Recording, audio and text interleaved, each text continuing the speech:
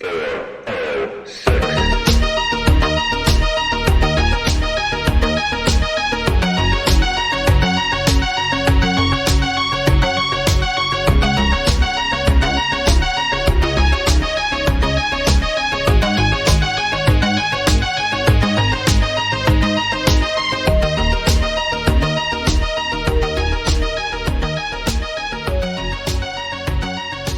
Good evening, ladies and gentlemen. My name is Chewie. I'm joined once again by my brother from another mother, Mr. Pip. And this is the 411 from 406. How are you this evening, sir? I'm doing wonderful. How are you? I'm good. It's been an interesting couple of weeks in my household, but we're on the upswing, which is good, and I'm looking forward to this evening's conversation. Well, I don't know if I'm looking forward to it or if I'm scared of it, but no, I am looking forward to it in a kind of morbid sort of way. Yeah, so am I. I think this is going to be really interesting because I feel that this is going to be a different tone to this podcast, much like this movie was a different tone to its predecessor, right? So it'll be interesting to see. I mean, we've talked a little bit about this, behind the scenes before this, and so I think we're probably going to be in alignment for a lot of this. But it will be interesting to see if we. So what year did this come out? Like I'm forgetting. I didn't do as much research on this one. So this would have had to have been 2017, right? So this is So 4 years later. So for those of you that are not familiar with what the hell we're talking about, the last episode Pip and I went into and we did a deep dive. We started a deep dive in the Star Wars sequel trilogy. So we started last episode with The Force Awakens. And so then tonight we are coming back and we're doing the next episode, which is Star Wars The Last Jedi. The Last Jedi, yes, you're right, did come out in 2017. It is the second of the sequel trilogy. And I think it's probably safe to say that it is universally thought of as the weakest of the three of the sequel trilogy. Maybe, I don't know. I think so. Yeah. I mean, I don't know. I think the third movie is going to give it a run for its money. I think it depends on who the fan is and what the circumstance is, right? Because the third movie, how do I say this? The third movie, I think, is going to end up being the most polarizing, where you're going to have people who really love it and really hate it. I think The Force Awakens, for the most part, generally got a lot of really positive praise. I think this one probably universally was the one that was the most controversial by the end of it, due to a lot of the things that we're getting ready to talk about. I think that's fair, and I'm interested too, especially as we get into. I'm assuming that we're going to kind of run this one the way we did last time, where we're going to kind of talk some up front and then kind of go through not a plot summary per se, but really kind of delve into some of the specific scenes and not only what we thought then, but what we think now, as we are looking at it now through the lens of two 40-something-year-old fathers who grew up with the original Star Wars trilogy. And I think that's really important to point out too, right? Is not only Star Wars in general, but I think these movies specifically, I think, are probably viewed very, very differently based on the fan, something that you touched on earlier, right? And you could certainly say that for all movies, but I think these specifically, I think, are probably more polarizing to the older Star Wars fans. I know my kids, as an example, who are in their teens, don't have either the love or hatred for these movies that most 40-something-year-old folks do, which I just thought was kind of interesting. Yeah, for sure. I think this is a generational thing, and the group of people that had the most riding on this movie or this series of movies are the people our age, right? The ones that definitely grew up with the original trilogy back in the early 80s, and maybe a couple of years older than guys like us. But I definitely think that we are the target audience. I think we mentioned this last week, that we are the target audience for these specific movies.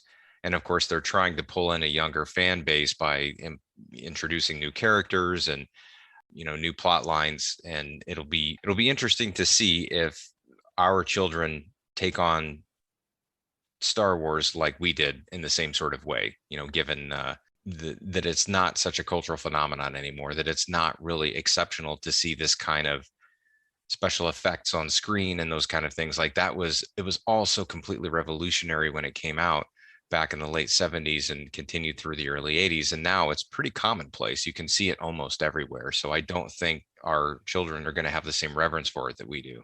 Yeah, I can I can tell you that unequivocally today, that while my kids love the Star Wars universe, if it wasn't for me, these would be just another movie for them.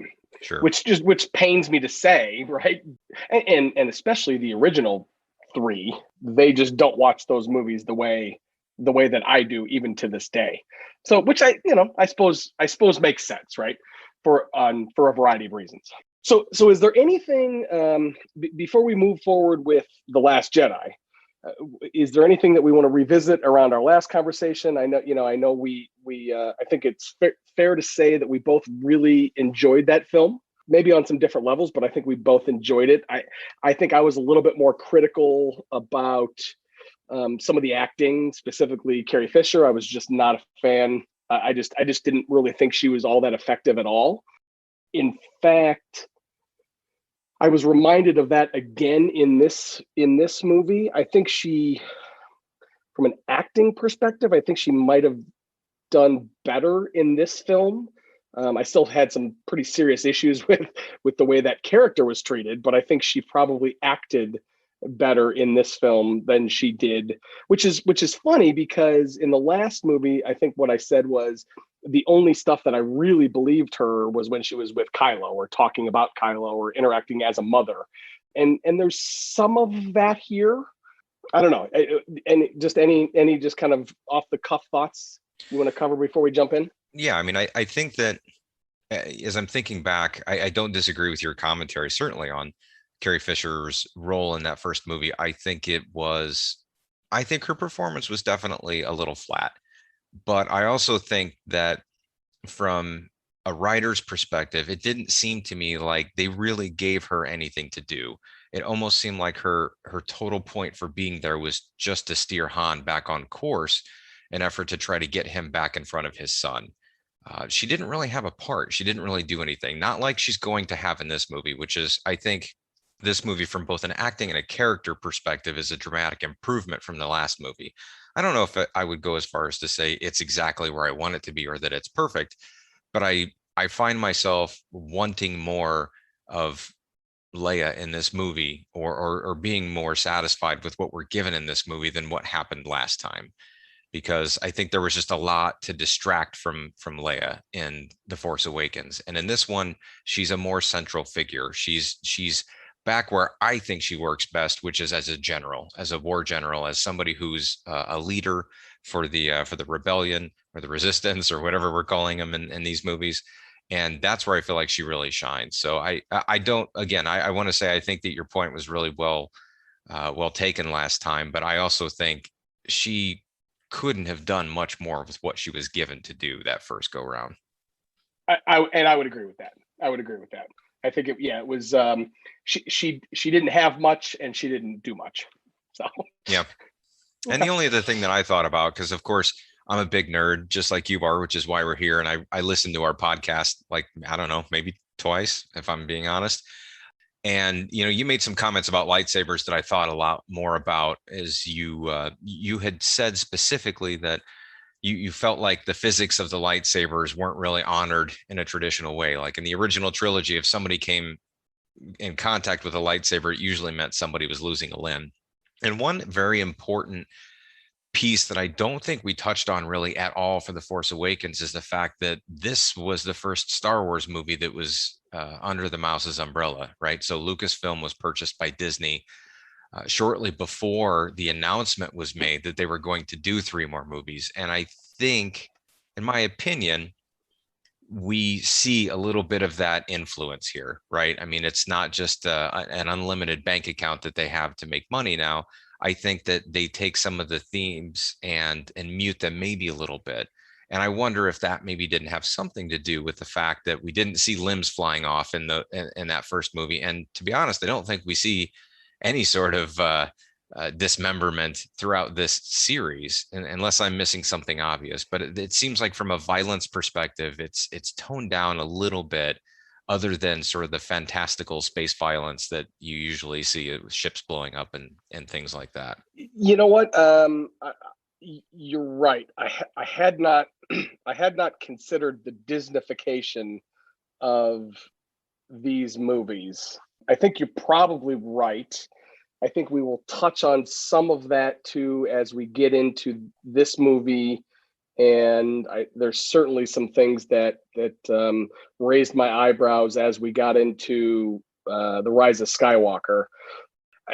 And I guess the only counter argument to that I would make would be like the opening scene of Force Awakens. I mean, I think we even talked about how it felt like a war movie. It felt really, really dark and really, really foreboding. But with that exception, and then obviously the death of Han, I think you're right. I think that might be. You're right. That might be what we're seeing, and I don't know if it's because that the lightsaber is a more up close, quote, blunt object. You know, it's a striking weapon as opposed to a blaster bolt. But you may be right there. That there may be absolutely something to that. It could be that, or it could just be the fact that they knew they didn't want to kill Finn. They knew they didn't want to kill Kylo, so they had a couple near misses with the lightsabers and scarred him up pretty good. But they didn't want to do anything drastic that would alter the storylines to come, which we will find out even as recently as today, that JJ had no fucking clue what he was going to do. Well, actually, that's not entirely fair, because he had no intention to return to these stories at all. It wasn't until this movie that we're getting ready to talk about got some pretty critical acclaim, and the relationship with Colin Trevorrow, who was the director originally attached to the third movie in the series, fell apart somehow.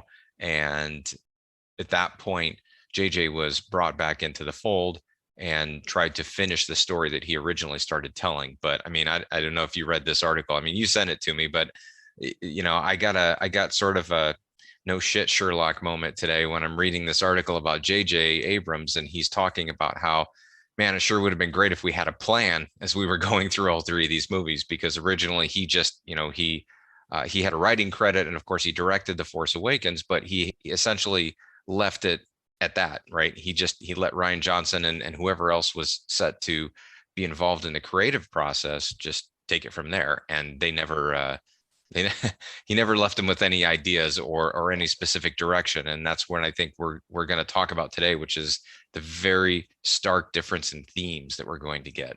Yeah, and one thing, and I guess I will ask it as a rhetorical, and then we can kind of get into this, because I have a feeling we could chat kind of philosophical about Star Wars all night. But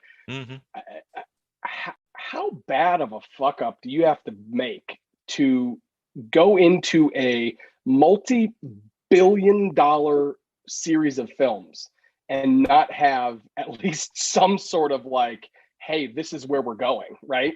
And I don't even necessarily put that on JJ. I suppose what would is it Kathleen Kennedy? I don't know. It's gotta be. But I mean, and maybe she just assumed, she's like, well, I'm going to put three good guys at the helm and we're going to get a good product. But like, that is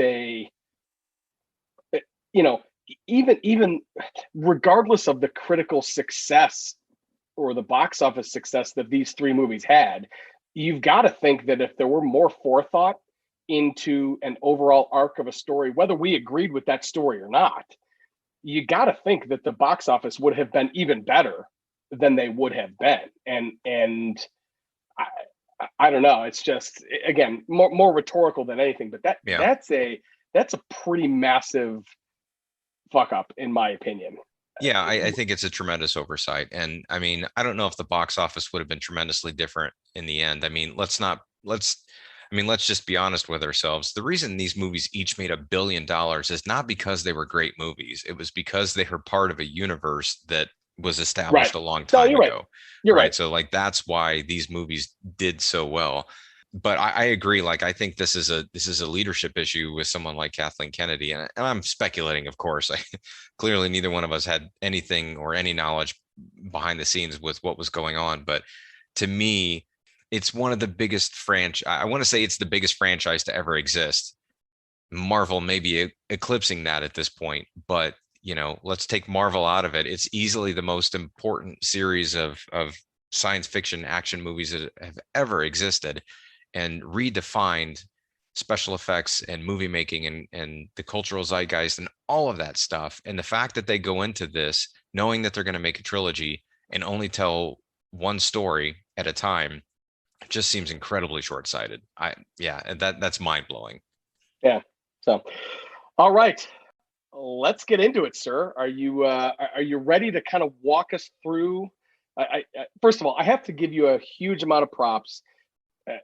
For those that don't know or haven't listened to us before, Pip does an inordinate amount of research, and kind of as he really kind of guides us through these episodes, and I'm just kind of the idiot in the corner that reacts to him. So thank you in advance. Thank you for the last episode, and thank you for all the time and effort you put into this. It makes it awesome.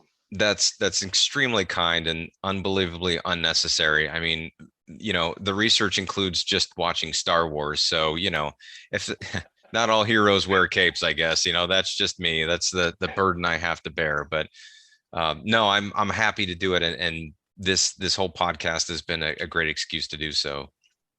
But yeah, let's get started. So let's roll right into this. So as with every Star Wars saga movie, we're going to start with the scroll, and we're going to see right away that Leia will be a focus. She's going to have more of a part in this, and that Luke will return to restore a spark of hope to the fight. And I don't know about you, but before the end of this movie, I'm going to get real tired of hearing about sparks, because that's going to keep coming up again, and I'll have plenty of jokes for that later. But we begin very urgently on the heels of The Force Awakens, as this story picks up minutes after Starkiller Base is destroyed, and we have the rebels desperately trying to evacuate their base on Dakar, I guess is what it's called, D'_QAR.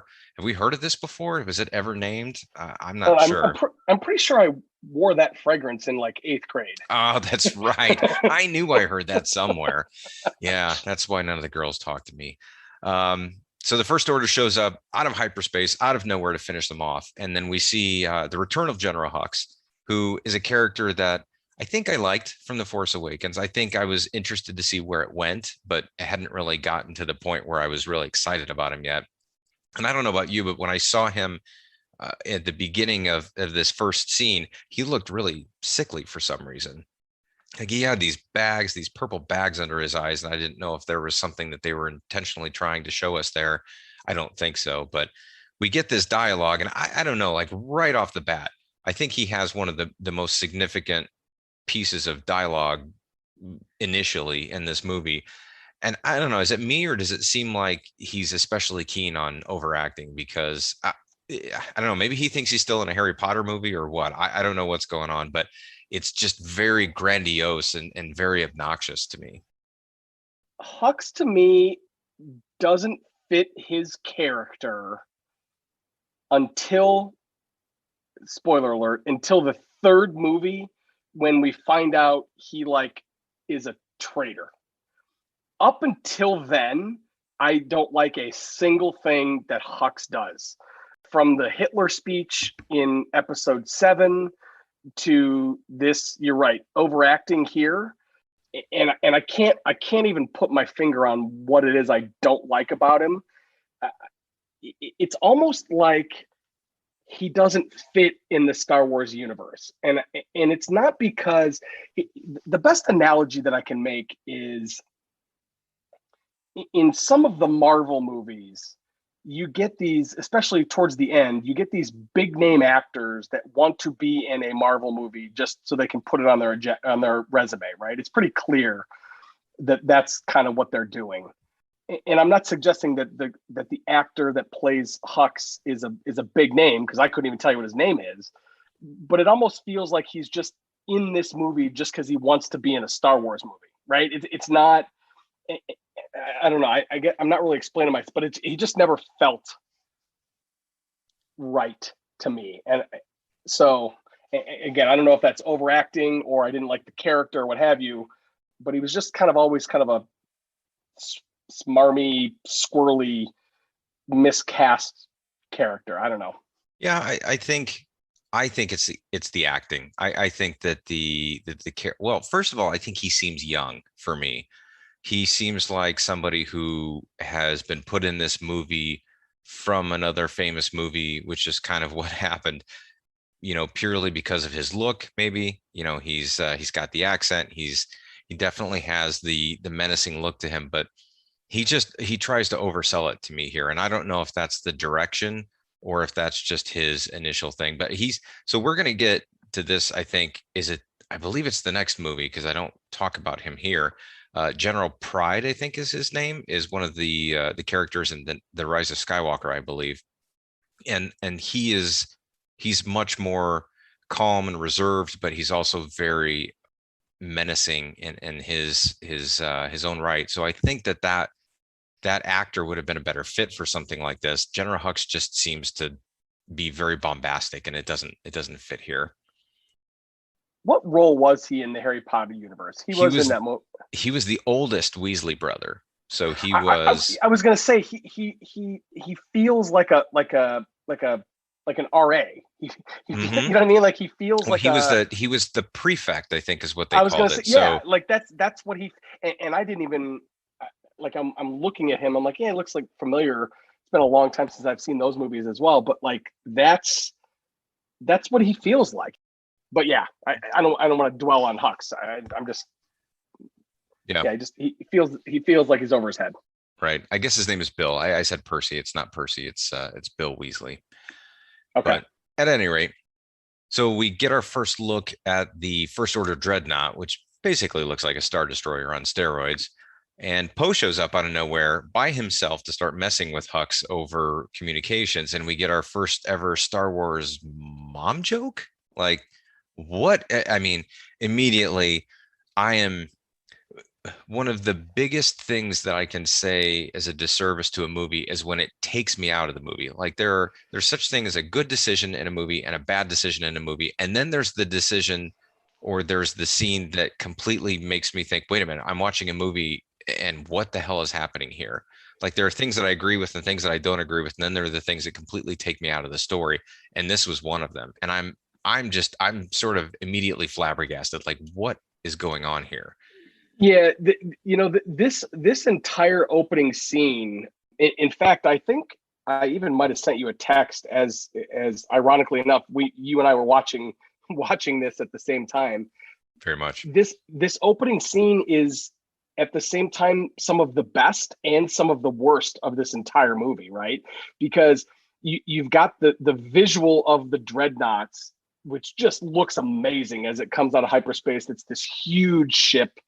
It's very menacing. The way it's lit is awesome. The visual of Poe coming at it, in a single troop or a single fighter is really cool. And then you get this, then you get mom jokes, right? And you're just kind of like, what just am I in an American Pie version of Star Wars, right? And it's, in the Force Awakens, Poe was one of my favorite characters because he brought a little bit of levity, but it was never to this level. I mean, it was never campy. It was never silly. It was he was kind of a hotshot pilot, and he was clearly arrogant, and he was clearly kind of bringing levity to a situation that he didn't know how to deal with. But now, I mean, it's straight out of American Pie. I mean, it's just silly. Well, I think what you're looking for is Spaceballs, because that's all I'm thinking about at the beginning of this movie. It's straight up Mel Brooks level humor. And don't get me wrong, I fucking love Spaceballs and I love Mel Brooks, but it doesn't belong in this universe. And it feels Star Wars has always had an element of comedy to it, but it's not written for comedy.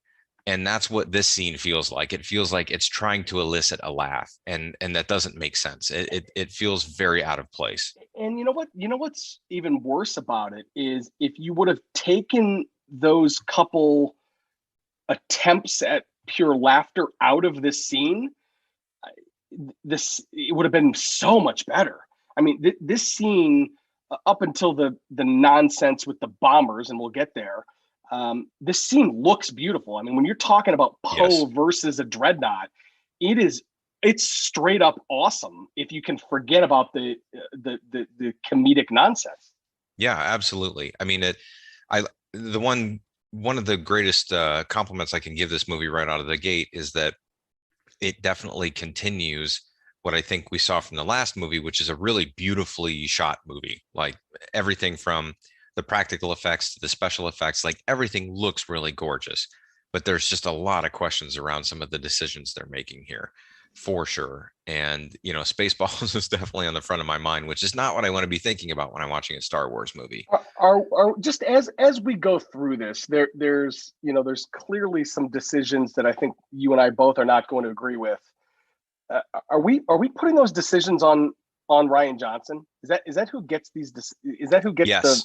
the blame? Okay. And here's why: because he was the chief writing credit for this movie. He did not just direct this movie; he wrote it. So yeah, I mean, I think he was obviously working in tow with his producer and with Kathleen Kennedy, but ultimately Rian Johnson has the writing credit, and he's going to be the one that I think we have to either compliment or blame, whichever you decide, for the direction we take our hero Luke Skywalker, which is definitely something that we're going to get to. But yeah, he was credited as the writer. So the first movie, The Force Awakens, had J.J. Lawrence Kasdan, who wrote Empire. Okay, thank you. I knew it was one of the three. And I think there was a third one. I don't remember the name of the third one, but this one is solely credited to Rian Johnson. So yeah, I think he has to take the hit for this. That's what I thought. That's fine. I just, and I'm not suggesting that there aren't some, or I don't appreciate some of the choices he made or attempts that he make, but I just wanted to identify that, even if it's just in my mind, of who my vitriol is going to be geared towards. Sure. I think it's going to be split a little bit, but we'll see how this pans out. So using his own version of nitrous oxide, Poe speeds quickly to the Dreadnought, where he takes out all the surface cannons to make room for the wave of bombers that we're going to see. And we're going to see some other goofy shit like BB-8 cartoonishly headbutting circuit breakers in order to fix the X-Wing. And I mean, as I'm watching this movie in the theater, I'm shaking my head. I'm like, this just doesn't feel right. Like I felt like it was geared more towards children at this point, and I don't understand that at all. But then they totally redeem themselves by, right in the middle of space, he does this 180-degree turn, which just it's something that we've never seen from a ship like that, and it looks really cool. Like, visually, we're still in a really good place with what they're doing with these stories, and I really appreciate that. At this point, like I said, I'm shaking my head already at some of the kind of poor choices in terms of the comedy, but I'm cautiously optimistic because we're seeing stuff that we haven't seen before. We're seeing ships. We're seeing, again, the 180 was just, I'm not sure how that works in space, but again, I've never been to space. But again, it's just, and I think what it's showing is what a badass pilot Poe is, right? And that's, and I'm all in on Poe, even with the silliness. I love that character. Absolutely. I'm with you on that. So that's what sort of helps to redeem a little bit of this moment. But then we see Poe turn off his comms because he's talking to Leia, and she's trying to get him to disengage, and he won't do it. And meanwhile, the slowest bombers in the history of the galaxy are approaching the ship, and I'm trying to understand the thought process of why they're doing this. I mean, I don't know. Is this hopelessly stupid, or is this just me? Because Poe can't be this selfish. Like, he understands what it's like to be in the middle of a war, and they are ridiculously outnumbered. And I just wonder, like, do you feel that Poe has been set up to be this much of a renegade? Like, I get that he's sort of this trilogy's Han Solo, but he's just flat out denying orders and putting other people's lives at risk. And I don't know, maybe as an adult, I care more about that as a storyline than I would have as a kid, but this is pretty reckless, isn't it? Yes, it is. It's remarkably reckless. But the only thing I will say is, as I was watching it, I was with Poe in terms of, because what he said was something to the effect of like, hey, we have an opportunity to take out a Dreadnought. And at this point, this is the only Dreadnought that we had ever seen in the Star Wars universe. So I don't know if there's one of them or 100, I don't know how many there are. And I think what he is thinking is we're not going to get an opportunity like this again. So we need to take the opportunity. And they really kind of hit the nail on the head after this battle where they show how in fact, Leia looks at the screen and there's like so many ships that are X'd out or, meaning they've been lost. I didn't really, in my mind, I didn't even really get that until, even though they're showing us all of these ships go down. But at this point, I'm with Poe. I understand his motivation. In retrospect, it's clearly the wrong choice. But the first time I watched it, I was with it. And that's interesting because I think this is one area where you and I will definitely differ, because for me, I was immediately like, what the fuck is he doing? Because I think it was because of the line that he used, which is like, we have a chance to take out a Dreadnought. And it's like, okay, but that's a great achievement that you could put on your badge. But I mean, you don't need to do that. You need to get the hell out of there, because they're clearly, they're moving in on this base and everybody's trying to get out of there. But he's persisting and he's trying to push his forces on them when all they really need to do is escape. And that to me was a very, really questionable decision on his part. And I think what we're supposed to understand, it, and maybe not now, but eventually, is that this is kind of part of his character arc for this movie, right? Because we're going to see him do the exact opposite later in the third act of the movie, and that's, I think, supposed to redeem him, but it's going to get messy because there's just so much stuff at that point going on. Yep. But to carry on, so the bombers are approaching the target and they get picked off one at a time, and these scenes are gorgeous. Like, honestly, these are really, really impressive looking space battles, and it makes me really long for more of that. But the last remaining bomber gets closer and eventually gets hit, but not before the pilot can really illogically kick the remote into her hands, and eventually the payload is dropped, and so is she, right on top of the Dreadnought, and the Dreadnought is taken down, which is, it's interesting. I think it's interesting how they're setting up this moment where Poe kind of wins, but at the same time he loses because he doesn't realize that obviously a lot of lives were lost here. But the resistance, they finally get away. They jump to light speed, and Hux is beckoned by Snoke right away, who kind of force bullies him until we find out that, Hux says that they're tied to the end of a string, which I think is really interesting. And we're going to find out what that means here soon. And then we cut to our first shot of Finn at this point, waking up in some sort of, recovery chamber. Maybe it's a bacta tank or something along those lines. Where we see him again. Here comes some of the cartoonish stumbling around until Poe discovers him and asks the question we're all wondering. Where's Rey? And more importantly, from my mind, where's Luke Skywalker? And I suppose they do a good job of starting off with some good action scenes, but The Force Awakens ends with Luke Skywalker before he gets ready to talk. And as I'm going into this movie, that's what I want to see. Like, that's what I'm geared up to do. So we cut to this planet, Ahch-To, which I don't know. Did they name this planet after a sneeze? Because that's kind of what it sounds like. And this is where we left Rey and Luke standing on a cliff, and she's presenting him his old lightsaber. And after this long dramatic pause, we see Luke he takes the lightsaber, he looks very dramatically at it, and he just tosses this legendary piece of history off the side of the cliff. And Rey has this look which really reflects exactly what I was thinking at this moment. And I'm like, what in the actual fuck is happening here? Like, we both know where it's going to go, but even looking at this, it seemed almost immediately too comedic to really be able to process. And I immediately was taken out of this moment. Yeah, this 5 or 6 minutes is really where the film lost me. When there was a long discussion about how The Force Awakens is essentially a reboot of Star Wars. And I think in that last episode, I even said I didn't really catch that watching the movie. I just never really caught it, with the exception of Star Killer Base. Going into this one, I was looking for clues or looking for cues of, are they going to replay similar beats? Are they going to, those kind of things? And the first one that I caught was Finn in the back to tank or the suit or whatever it was, right? Yeah, good call. Yeah. And it was, but here's the thing. It was silly, as opposed to Luke on Empire, yes, which was 100%.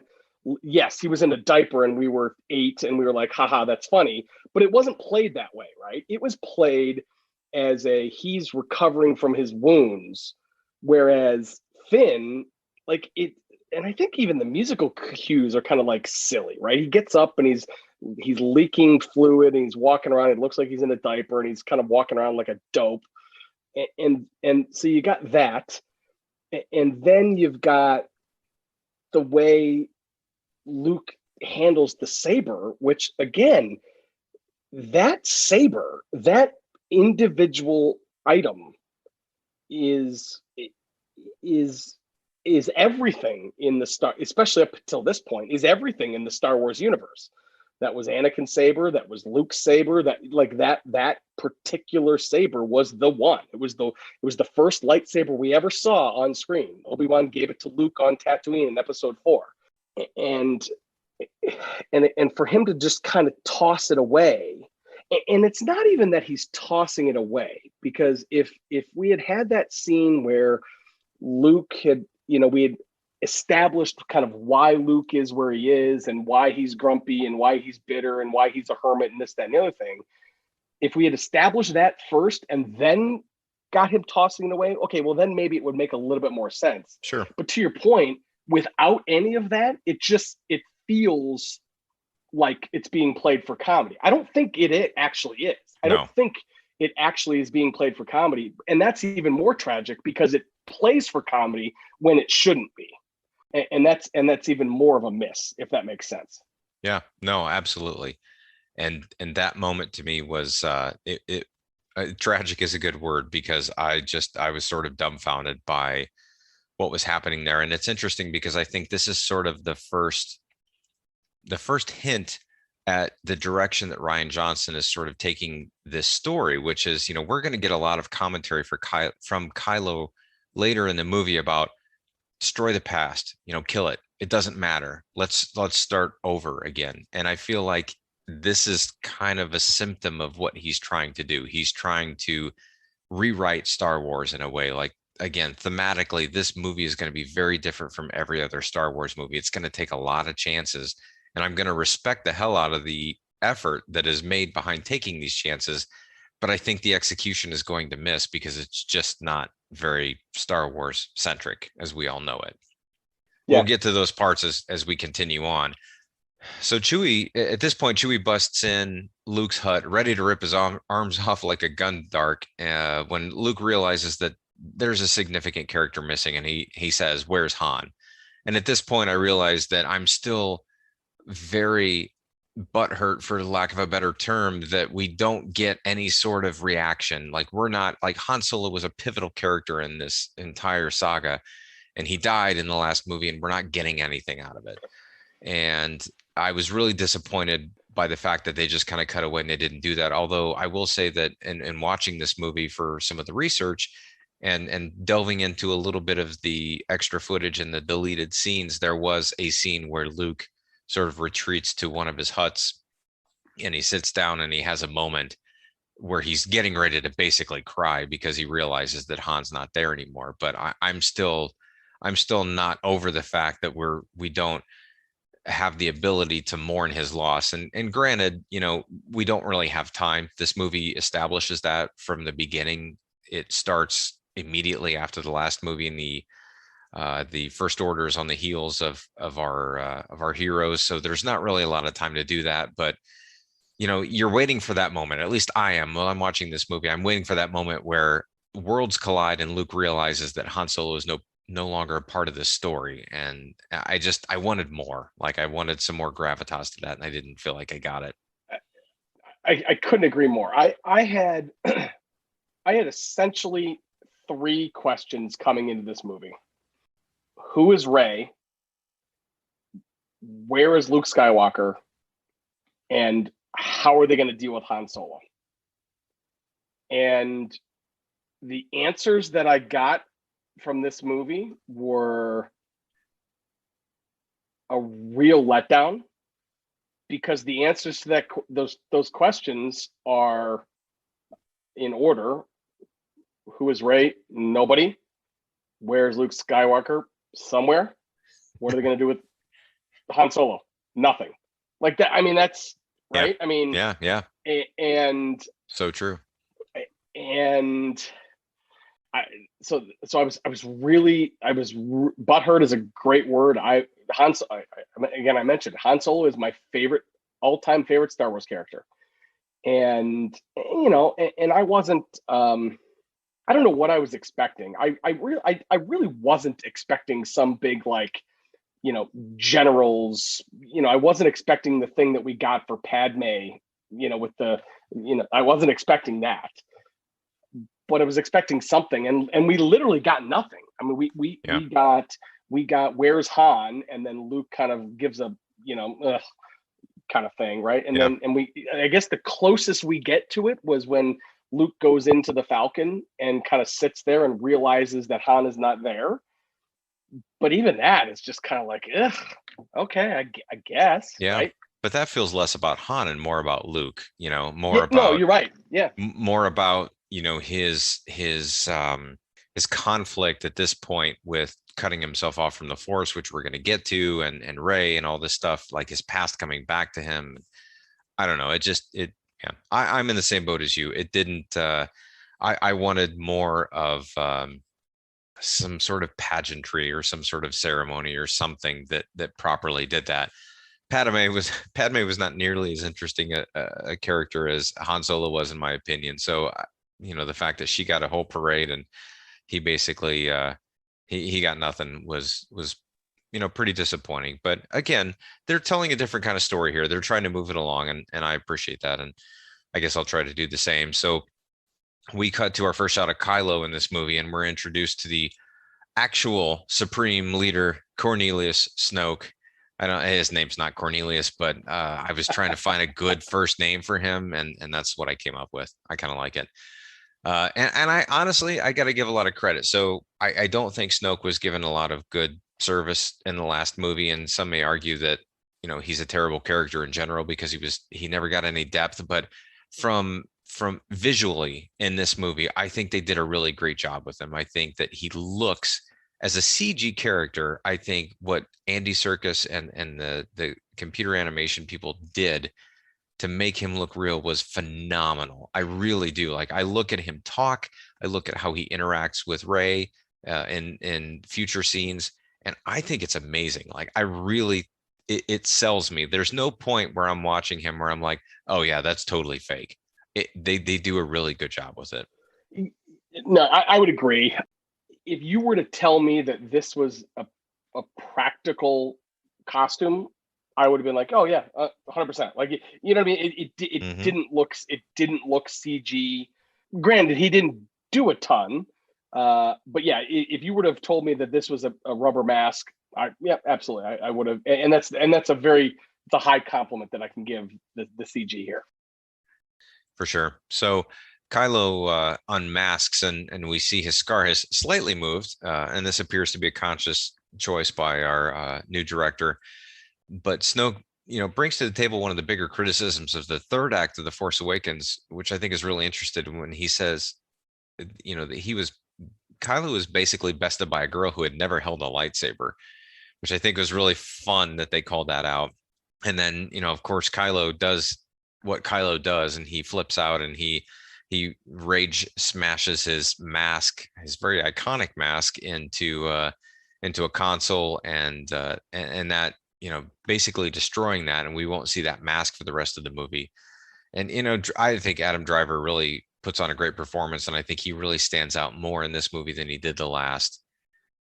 And we'll get there, because I think that there are a lot of really good scenes that he's involved in coming up. But Rey fills Luke in on what he's missed as we cut back to Ahch-To, and we see him very disinterested with everything. And you know, I like this quote where she says, or I'm sorry, where he says that you think I'm going to walk out with a laser sword and face the whole First Order, because it's basically exactly what he ends up doing at the end of the movie, which is kind of funny. But she follows Yes. him around in a bizarre series of events, which include, you know, a long hike and some pole vault spearfishing and a really unsettling scene of him milking sort of this creature, and he's drinking this green milk. And you know, I'm watching this and it's the same sort of criticism that I mentioned before. Like it took me out of watching a movie. I'm like, what the fuck is this? Like, what is happening here? I don't understand. Like, where are you with this right now when you're watching this? Uh, I'm right where you are. I I don't I don't get it. I think it feels like they're trying to get me caught up to where Luke has been over the last however many umpteen years, but it seems like a boring just day in the life of a Jedi Master. It's just like I Yeah, don't give a fuck. You know what I mean? Like it's just like I don't give a fuck that he has to like it doesn't go serve the and story. no. It's like well, yeah, of course the dude has to eat and go to the bathroom and take a shit and like I don't care. I don't want to see it. You know, Oh, thank it's God we didn't have to see a Jedi shit in this movie. you know what I mean? But like, yeah, it's just it's again, I can only assume that they're showing us green milk because they showed us blue milk in Star Wars, I guess. right? You know, it's like you know all the colors of the rainbow. Let me ask you a question: was the did Snoke call out the fact that Kylo lost to a girl that had never picked up a lightsaber? Is that just response to the Mary Sue talk on the internet, or was that a part of the story? Do you think? I think it was a little bit meta. I think that Rian Johnson was not afraid to take chances in this respect, and I think that it's very possible that that was in response to some of the criticism of the first movie. I think a lot of what we're going to see in this movie is response to the last movie, and some of it is going to be, it's going to feel very intentional as an effort to counteract what was done before this. And Yeah, I don't see Rian Johnson as being that kind of guy who says, I don't like JJ, so I'm gonna spit in the face of everything he tried to do in The Force Awakens. But there are definitely, he basically tries to say, hey, you know, that mystery box, that doesn't matter. Nobody gives a shit about the mystery box. Like it's irrelevant. And that seems to be a big thing, you know, a big theme, I should say, of what JJ does in his directing style. And I think we're going to see Rian Johnson say, no, that doesn't matter. And I'm going to take this a whole different direction. yeah. So on one hand, no, you know what? I'll even go a step further. I was going to say on one hand I agree, on the other hand I disagree. I applaud Rian Johnson for doing that. If he is responding to Yeah. this criticism, I applaud him for doing that. You know, I don't know that it's a necessarily great idea for a director of a huge budget film to kowtow to you know nerds on the internet, but I applaud him for doing it. Yeah, I agree. He's taking chances, and that's going to be the biggest compliment I can give this movie by the time it's over. And you know, I wouldn't have expected that for sure. Right. Ray gets the sense that something is not entirely right on the island, which is when we get our first official Dagobah vibes, which is when I get my first official Dagobah vibes, because that's clearly sort of a callback, I think, to what we see in Empire Strikes Back. And she finds her way to this cave where, you know, she stumbles on the Jedi texts, and her and Luke have this, you know, the first real interesting exchange, I think, between her and Luke. And, you know, there's some exposition provided. You know, Rey admits that she needs help understanding the Force, and we get the feeling that Luke is going to train her, but he's still kind of pushing back. But this is where he basically says the Jedi need to end, but you know, we don't really learn why at this point, which is a little bit weird. but it's intriguing, and I like that. I like the fact that it's going in a weird direction, and I don't necessarily understand it. But I mean, what do you think? Are you on board with where this is going, or are you already sort of ahead of the curve in terms of saying, I don't know about this Luke guy in this movie? So here's what I will say.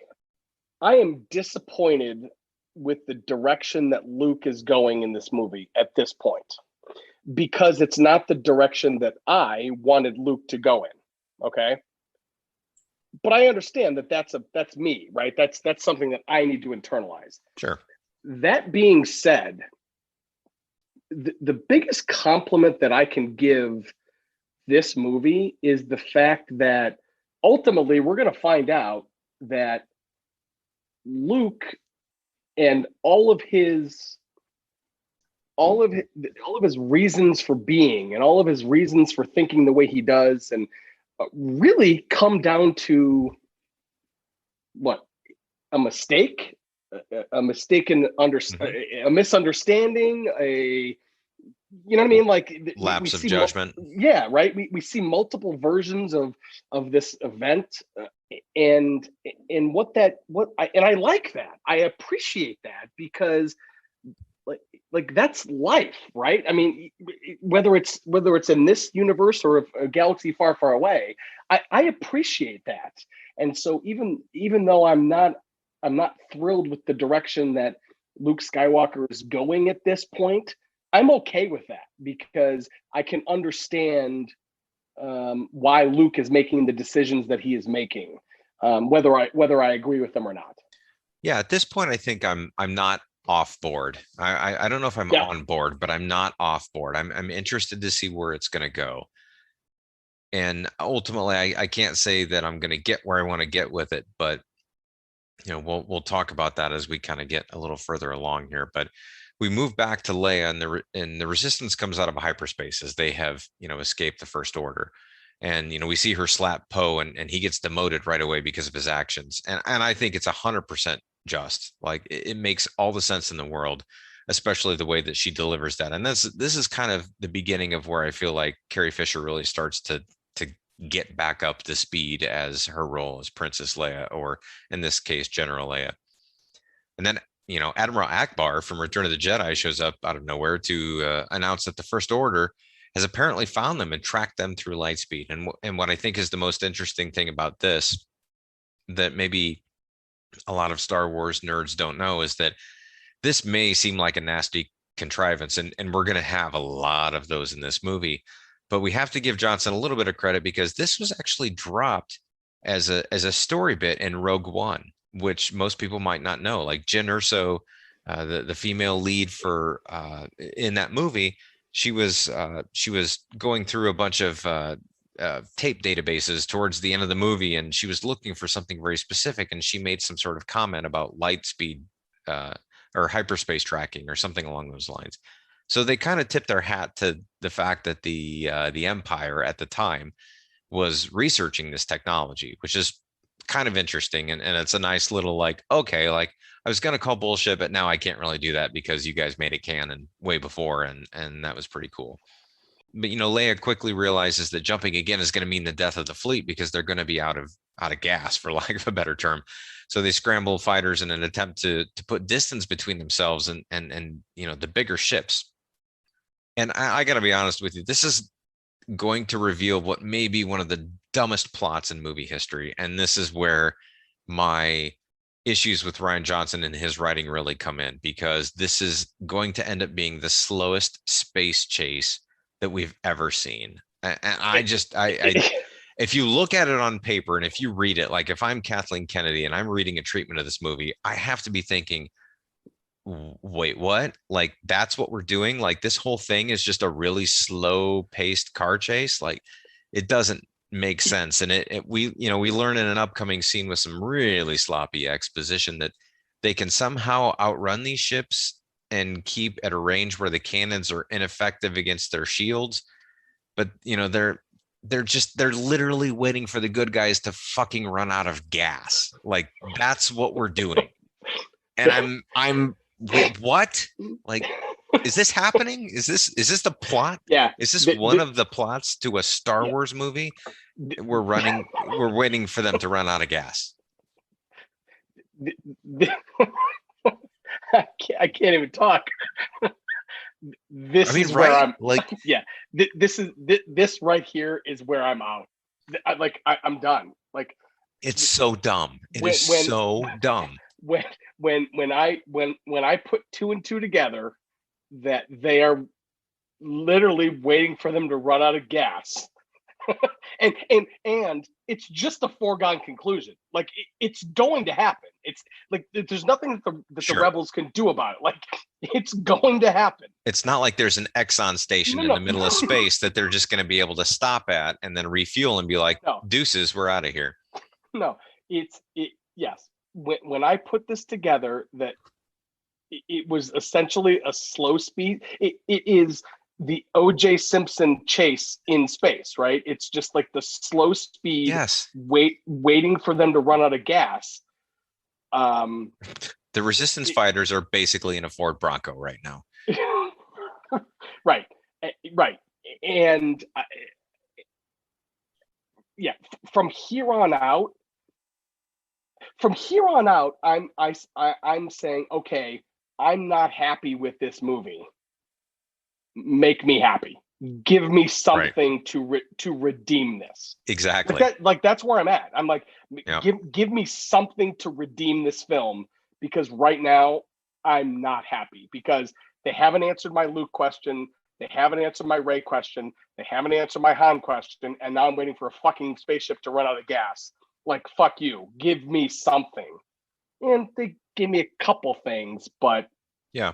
I mean, halfway through or a third of the way through The Force Awakens, I'm all in, right? I'm just like, holy shit, this is amazing. I'm getting new characters. I'm getting reintroduced characters. I've got these new characters I don't really know, but they're intriguing. And oh my, this is great. I've got Han, I've got Chewie, blah, blah, blah, blah, this, that, and the other thing. I've got this new Darth Vader. And this one, I'm like, wait, I've got fucking Hermit Luke. Han is dead. Chewie's dealing with these fucking little pigeons that he's eating. We haven't even touched on that. Right? It's just like we've thrown away the most iconic lightsaber in the galaxy. Oh, by the way, we've got these little nuns on this planet that are just like there. We haven't touched on those either. That are just there for comedic. It's just like it's so fucking stupid. And with the exception of the opening scene, we don't even have any action. We're literally waiting for ships to fall out of orbit after they've run out of gas. Yeah, and that's going to continue. Unfortunately, I'd like to say that we're gonna course correct on that plot line, but we're not. We've got one scene later, but that's it. Yeah. So before we even get into that, we see Kylo with the opportunity to finish off the rest of his family by killing his mom, by killing Leia, and he hesitates for long enough to let one of the other TIE fighters take their shot and blow up Leia's ship. And now we're going to get into some shit right here. We do get a really cool, I will say that we get this really cool scene where it's sort of the screen is wiping back and forth between Kylo and Leia before the shots are taken. And this is almost exactly a lift from Empire Strikes Back after, Luke escapes from Bespin and he's sort of forced chatting with his dad, with Darth Vader, and it's the same sort of thing where it sort of bounces back and forth, but visually, like the cinematography, it sort of wipes the same way, which I think is really cool, and a nice little nod back there.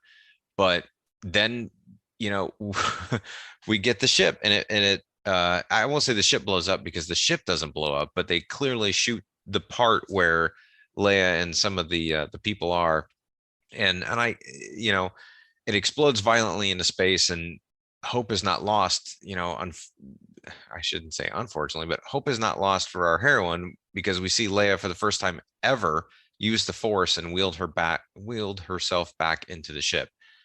And, I don't have a problem with this conceptually. Like, if you're writing this down in a script, I think it makes sense, but I'm watching this and I just don't know visually if I'm on board with the way that they're doing this. I mean, there's two things, I guess. A, did you like the way they do this? And B, knowing at this point what we knew, which is that Carrie Fisher, very sadly and very untimely, passed away after this movie was created, but not before the movie was completed. So they had the opportunity to kill Princess Leia at this point of the movie, right? And of course, instantly when this scene happens and I'm in the theater, I'm thinking, oh, this is it, right? Like, this is how they're getting rid of her character. And they decide not to. Like, they could have done that and then sort of retailored the rest of the story, but they didn't. What do you think about this? Like, are you getting weird sort of vibes from the way that they did this, or do you think that they should have used this as an opportunity to just end the character of Princess Leia? Yes, I wish they would have taken this opportunity to kill Leia. Oh wow. Okay. Absolutely. I thought they were going to. I thought that that's where they were going.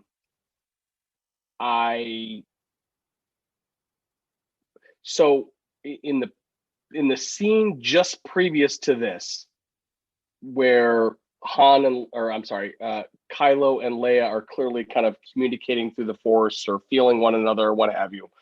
I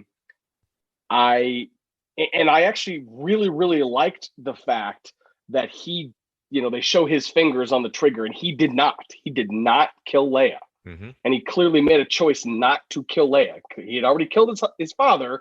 He chose not to kill his mother.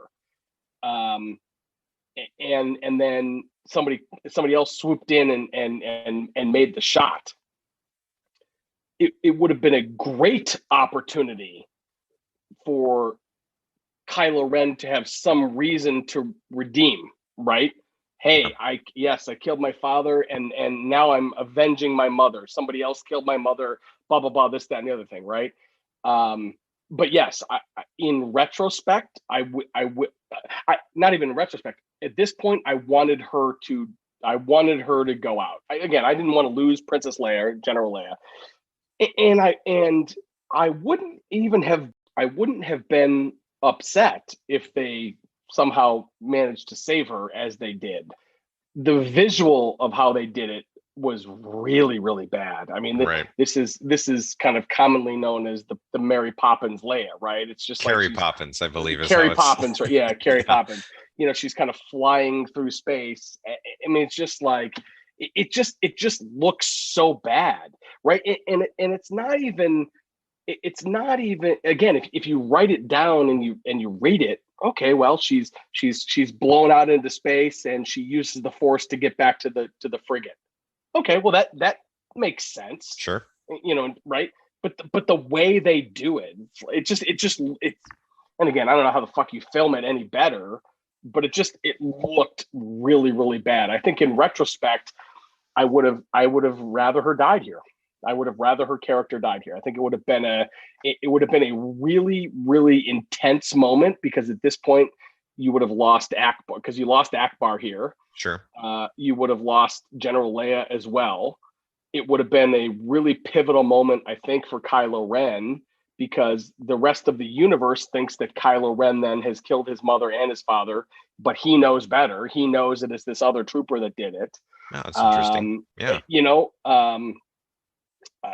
I think it was a missed opportunity, especially where she goes. She doesn't really do much moving forward. We get one scene later with her and quote Luke. It's not even Luke, but she doesn't really do much, and she certainly doesn't do much in the third episode for a variety of reasons. Least of all, she was dead already. Carrie Fisher was dead. So. In retrospect, yes, I wish she would have gone out here. They very easily could have taken the opportunity to do that. And I think selfishly, maybe I'm glad they didn't, personally, just because I really like the scene at the end with Mark Hamill. And that, to me, helps me justify how I feel about this series a little bit more, because I think I talked in the last episode about one of the biggest misses that this series is going to have is that all three characters didn't get back on screen together. We got Han and Leia on screen together. We will never get Han and Luke on screen together, but we will get Luke and Leia on screen together. And I think that's going to be it's going to be a really, really nice moment at the end of the film. But I see what you're saying. I think that the rest of it sort of feels like we're trying to force this to make sense, and it does to some extent. In this movie, it does. In the next movie, I think they do it really well. Spoiler alert, but I don't think it's necessary. I don't think it serves the story at all. But we'll certainly get to that as we get to Rise of Skywalker. But we'll head back to Act Two, where we see Chewie get second thoughts about eating a porg after cooking it, mind you. And I don't want to spend a lot of time on this. I almost just skipped this bullet point altogether, but I mentioned it only because we're going to get some more really weird animal rights vibes later in this movie, which I feel seem really out of place here. But This is the Disneyfication of Star Wars. yes, It's yeah, absolutely. I think that is a valid point, and we're going to get more of that. But and then we get to honestly one of my favorite scenes in the whole entire movie, which is the reunion of Luke and R2D2.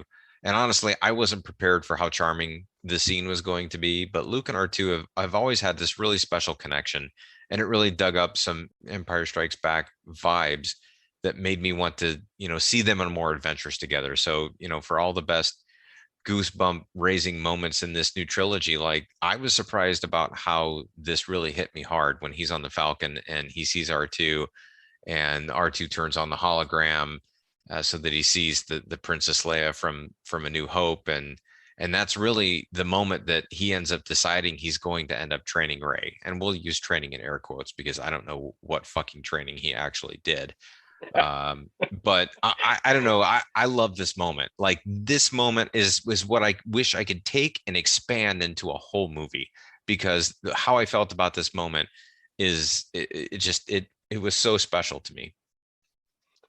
Yeah, and I think, you know what? I think part of why this moment is special to you is because it's all original trilogy characters, Yeah, right? probably. It's Luke, it's Leia, it's R2, it's Chewie. You know what I mean? Like but no, but you're right. I mean, this is one of the pieces of the movie that feels right, and that's a weird way of saying I agree with you. Yeah. Yeah. So we learn at this point that if Leia is officially in a coma, and Admiral Akbar has been very unceremoniously dispatched, and we have our first introduction to the Supreme bitch. I'm sorry, Vice Admiral Holdo, who will assume control, much to Poe's dismay. And clearly, I mean, this is Laura Dern. She's a fantastic actress, and she's good at being all kinds of personalities, and they set her up to be very abrasive from the beginning, and she does a great job with it. Like, I won't have any critique on Laura Dern's performance specifically, but this character really sort of throws me for a loop at some point. Yeah, she's cunty, right? I mean, I mean, it's a good adjective, yes. But you're right. I mean, she especially in retrospect, right? Like, that's what that character needs to be, because we are coming at her through the lens of Poe, and yes, Poe's wrong. Poe is 100% wrong. Yes, through a lot of this movie. Yeah, he just is. He's wrong, and she's right. So yeah, I actually like Laura Dern's performance here, and there's not a whole lot of the character to like, but I like the character as well. Yeah, and we'll get more into this, but I definitely have a problem with the logic behind why she feels like she needs to hide everything. Like, if she would have just explained her plans in the beginning, which maybe she doesn't feel like she has to do, but had she done that, then there wouldn't be an eventual mutiny, which we're going to get to. But we get back to Finn, and he meets Rose Tycho, I think it's Tycho, who is upset over the loss of her sister, who is actually the bomber who ended up destroying that dreadnought in the first scene. And she stuns him literally with a stun gun, because she feels like he's trying to escape, which he is trying to escape, but he's trying to do so to meet up with Rey and to try to warn her. And then Rose and Finn have this moment, and then they explain all this to Poe, and then they they discover they can't get on. They're trying to get to the destroyer in effort to disable this light speed tracking. And so they decide to FaceTime Maz Kanata for some reason. I guess just to cram her back into this movie. I liked her in the first movie. Like, I didn't have a problem with her. I thought she was an interesting character, but it was so awkwardly jammed into this movie, and just so that she can tell them to find a master code breaker on Canto Bight. And I'm just sitting here thinking, what? I don't know, man. Like, first of all, I just don't feel like this has a place in this movie. I mean, I like Maz, but what value does this have than awkwardly just shoving her in this movie? So the next, I don't have the time cues in front of me. The next hour of this movie, I give zero fucks about. Like, right. It's just like cramming it in is exactly right.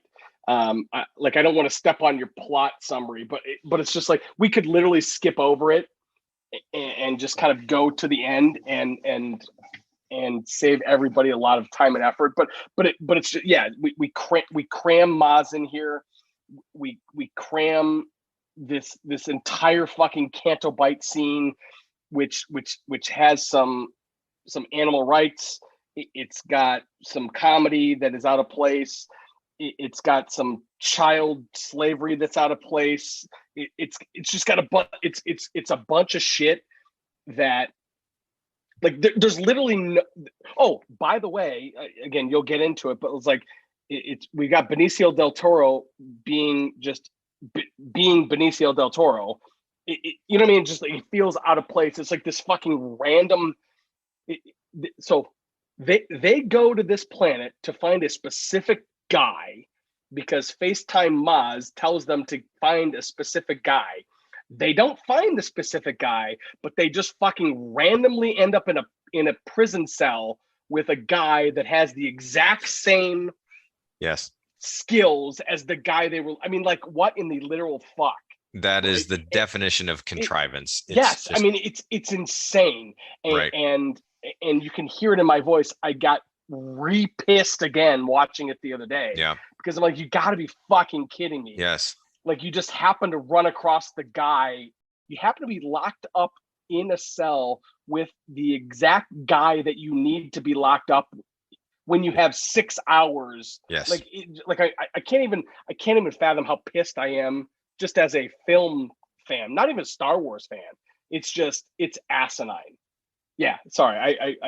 I mean, that's totally blew your plot summary, but no. That's exactly where we're going. I mean, this to me feels like a bunch of shitty side quests that are part of a really boring video game at this point. It's one little thing after another, and there are going to be a lot of contrivances, and I'm going to have to skip over some of the Canto Bight stuff, not for purposes of time, but just it's just bad, because what we're going to learn by the time we get through all of this is that what Finn and Rose are doing has absolutely no impact on the rest of this story. It is a worthless waste of time.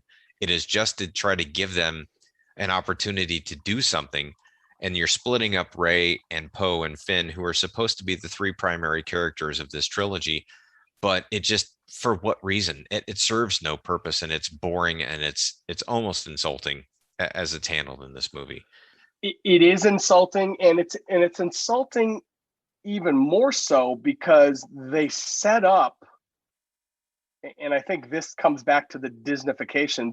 They set up, and I mentioned it, they set up this idea of like these child slaves that presumably are force sensitive or whatever, that we literally never come back to ever. Right. Like, just. Yeah, that's a big correction. I mean, we're just.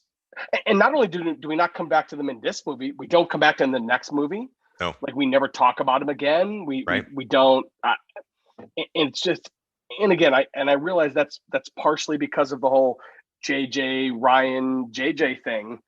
But when you come back to this movie, and this is probably this might be the first time that I rewatched this movie since I watched Rise of Skywalker. It's really, really. It really sticks out that this entire middle hour of this movie literally means nothing. It's terrible. It means zero. Yep. And again, the thing that pisses me off more than anything is they went to the planet looking for a specific guy, didn't find that guy, Or did find that guy, but got, right. detracted or whatever the word is I'm looking for. And then just happened to find another guy that did exactly the same. Like, right. I'm out. I'm stupid. The ripcord is pulled. I'm out. And I was out night one. Like, even in the theater, I was just like, what the fuck is this? This is bad. Yeah, it was bad storytelling. At least it felt that way to me, for sure. So we get Rey, we get back to Ahch-To, and she's starting her training with Luke, and then we get this scene, which again feels overly unnecessarily comedic, while he's trying to tickle her hands with with a leaf or something while she's trying to learn the Force. And there's some moments here where it really feels like it's going somewhere, but ultimately, what I feel like is it's Mark Hamill playing Mark Hamill. It's not Mark Hamill playing Luke Skywalker, and it sort of takes me out of it. Again, part of that may be the fact that Mark Hamill was very openly vocal about his displeasure and his treatment with Luke Skywalker in this story.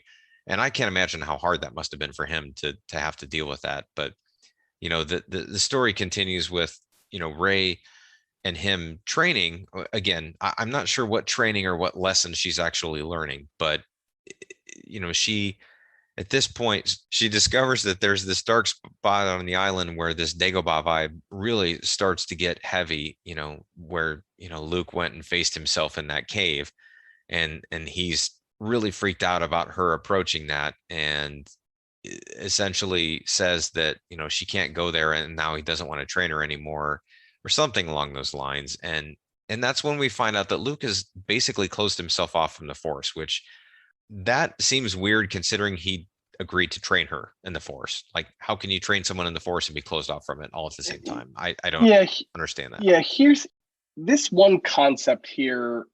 And again, I've clearly been fired up over the last few minutes here, but I am intrigued here. I'm intrigued here because this, like, pit, for lack of a better term, represents clearly the dark side. It is clearly a callback to the cave in Dagobah. That cave in Dagobah represents Luke's failures. Does this pit represent Luke's failures as well? Is Luke afraid to train Rey because of his failures with Kylo? Like, so I'm intrigued by all of this. But again, at this point, I'm kind of out. At this point, really, I'm looking for callbacks. I'm like, okay, this is the Dagobah scene, this is the cave scene, blah blah blah, this, that, and the other thing. But I'm intrigued by Luke's journey at this point.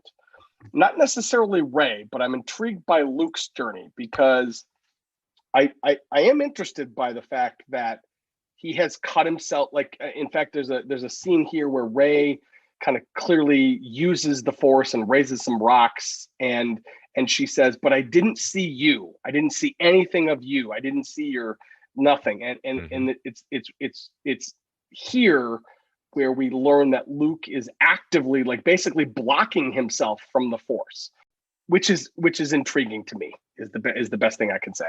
Yeah.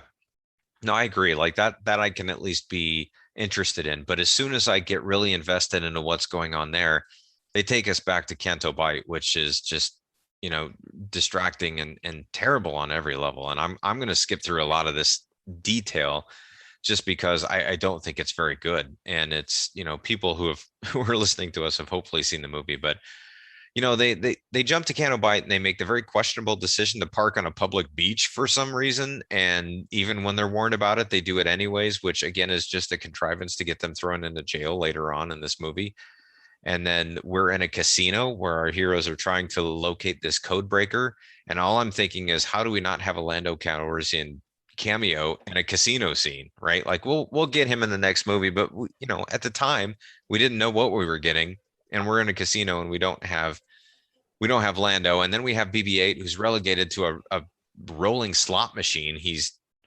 We see him being fed quarters by some CGI character, and then he ends up spitting them out later. And I'm just thinking, what are they doing with this? Like BB-8 was a great character in the first movie, and I really liked him. But in this movie, they've either completely ignored him or decided he was a worthless addition to this.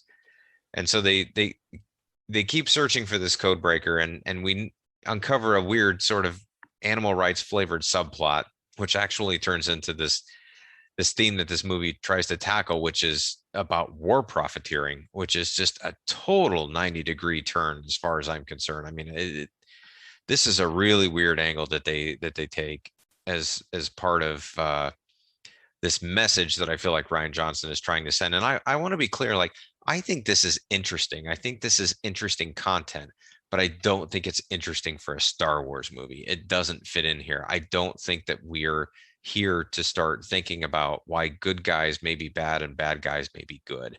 I don't know. Like, are you getting this vibe at this point, or is it not until later where you're kind of clobbered over the head with it? No, I'm 100% getting it. I want to take a step back here. BB-8 was my absolute favorite of the new characters in the last movie, and to see him relegated to a slot machine here is frustrating. And no, I'm clearly being hit over the head with this animal rights and warmongering and this, that, and the other thing, and that's fine. You can take a stand, and you can have an opinion as a filmmaker, and but it just misses, right? And here's why it misses. It misses because Star Wars is an entire saga around wars. Like, oh yeah, you know what I mean? Like there's good guys and bad guys, and I think we understand that. Yeah, like even the good guys are at war. I mean, it's just we just happen to agree with their version of the war. right. So yeah, this entire Canto Bight scene is just It's terrible. Huge. It's really bad. Rewatching it this many years later is painful. It's just, I want to fast forward it, and it breaks my heart to say that about a Star Wars movie, because I mean, even the most boring of movies, Attack of the Clones, I don't fast forward through. I don't want to do that, but this is just something that it's painful to get through, knowing how long this runtime is. Here's how bad it is. You should fast forward over the Canto Bight scenes to get back to the I'm gonna run out of gas scenes. That's how bad yeah. And the Canto Bight scenes don't pay off. Like, they don't have anything. All they do is they take our heroes and they put them in a direction that ends up not being important to the rest of the story. Yeah. We get back to Ahch-To, where Luke is finally starting to train Rey a little bit more. We get to lesson number 2, which again, I'm still not sure I know what lesson number 1 was, but lesson number 2 happens. And this is where we get some really, really interesting dialogue between the two of them, where they start talking about Palpatine and Vader and all of this stuff. And, Luke makes these comments about, the Jedi, the legacy of the Jedi is ultimately a failure. And, at first I thought it was super negative and a little bit Debbie Downer and all that stuff. But then I started thinking about that. I'm wondering if you can separate your love for these movies for a minute. Does he have a point? Like, are all the Jedi just basically a bunch of fuck ups along the way? From Obi-Wan Kenobi, who didn't train Anakin properly, to Anakin, who clearly was a massive failure, and even Yoda ran away for reasons unknown. Like, is the legacy of the Jedi, a very negative one at this point? You know what? I think it can be from a certain point of view. Oh, shut up, Obi-Wan. Jesus Christ. No, you and Luke are not wrong here, right? Luke actually makes the point. He says something, and I'm going to misquote it, but he says something to the effect of the Jedi allowed Palpatine to rise and train Vader and basically take us down, or something to that effect. Objectively, Luke is not wrong, right? He is correct. I don't know that the rest of the galaxy necessarily looks at the Jedi that way, or at least through that lens. I think they look at all of the other things that they have done in terms of protecting the galaxy and this, that, and the thing. But no, Luke is not wrong, and that's kind of the pisser of this movie, is that every once in a while you get a line or two of dialogue that comes by, and you're like, oh yeah, you know what? That's actually right. That actually makes some sense. But then you got to sit through 43 minutes of Canto Bight. Right. So. And then we get to the story that Luke tells about Ben Solo in the training temple. And this is our first exposure to what happened between Luke and Kylo, which was pretty interesting. And from Luke's perspective, he saw the dark side of Kylo and tried to deal with it, but we didn't get too much more from that. Then, of course, we get back to the slowest car chase in human history, where we get this medical frigate that is evacuated, but not entirely for some reason. I'm not really sure why they can't just evacuate the entire thing, because if it's going to run out of gas, there's no reason to keep one person on the ship. But I don't know. Just go with them. It didn't make sense, but then we get back to Canto Bight with Finn and Rose, and they're in jail because they can't park. And one of the worst contrivances that you've already mentioned, which is, the whole reason for going there was to find the guy with the red palm bloom, which I'm still not even sure what the hell that means. Can they not just call it a fucking flower? And Benicio del Toro just happens to be exactly what they need. And this is just really frustrating, and it's distracting, and it makes me want to just get back to Luke and everything. And so I guess one thing that we haven't chatted about at all is this kind of connection that Kylo and Rey have had. Mm-hmm. I'm more than mildly intrigued by that connection, right? Because it is a connection that we have not seen thus far in the Star Wars universe. They are able to communicate on a different level. They can almost see one another. They can almost feel one another. In fact, there's a scene, and I think it's before this, where Rey is like in the surf and gets wet, and then like Kylo's glove is wet, and so they can, again, in knowing what we know, it's the beginning of the dyad, right, where they can kind of pass stuff back and forth. So I'm mildly intrigued by that, but it's just so overwhelmed by fucking garbage that I almost forget about it. It's hard to keep focus on it because they keep shifting back and forth between all this Canto Bight stuff and the slow paced space chase and then eventually some of this stuff on Ahch-To. But yeah, I agree. Like it's distracting for sure. And so at this point, Rose and Finn eventually end up escaping jail, and they get off the planet. They're rescued by DJ, who whisks them away from this awful place. And we come back, and Luke attempts to reconnect with the Force to connect with Leia, which, unfortunately doesn't go anywhere. And then we see in this moment sort of what you just described, which I did kind of pass over a little bit. We see a shirtless version of Kylo confront Rey and tell her a very different story of what happened between him and Luke back then. And Rey becomes very conflicted. And my notes here say Rey goes for a walk and finds a giant butthole right in the ground, and she falls through it into the water. And now we get our scene where it mirrors the Dagobah scene from Empire Strikes Back. And she's in front of all these mirrors, and she snaps, and there's this stuff, and it's kind of trippy.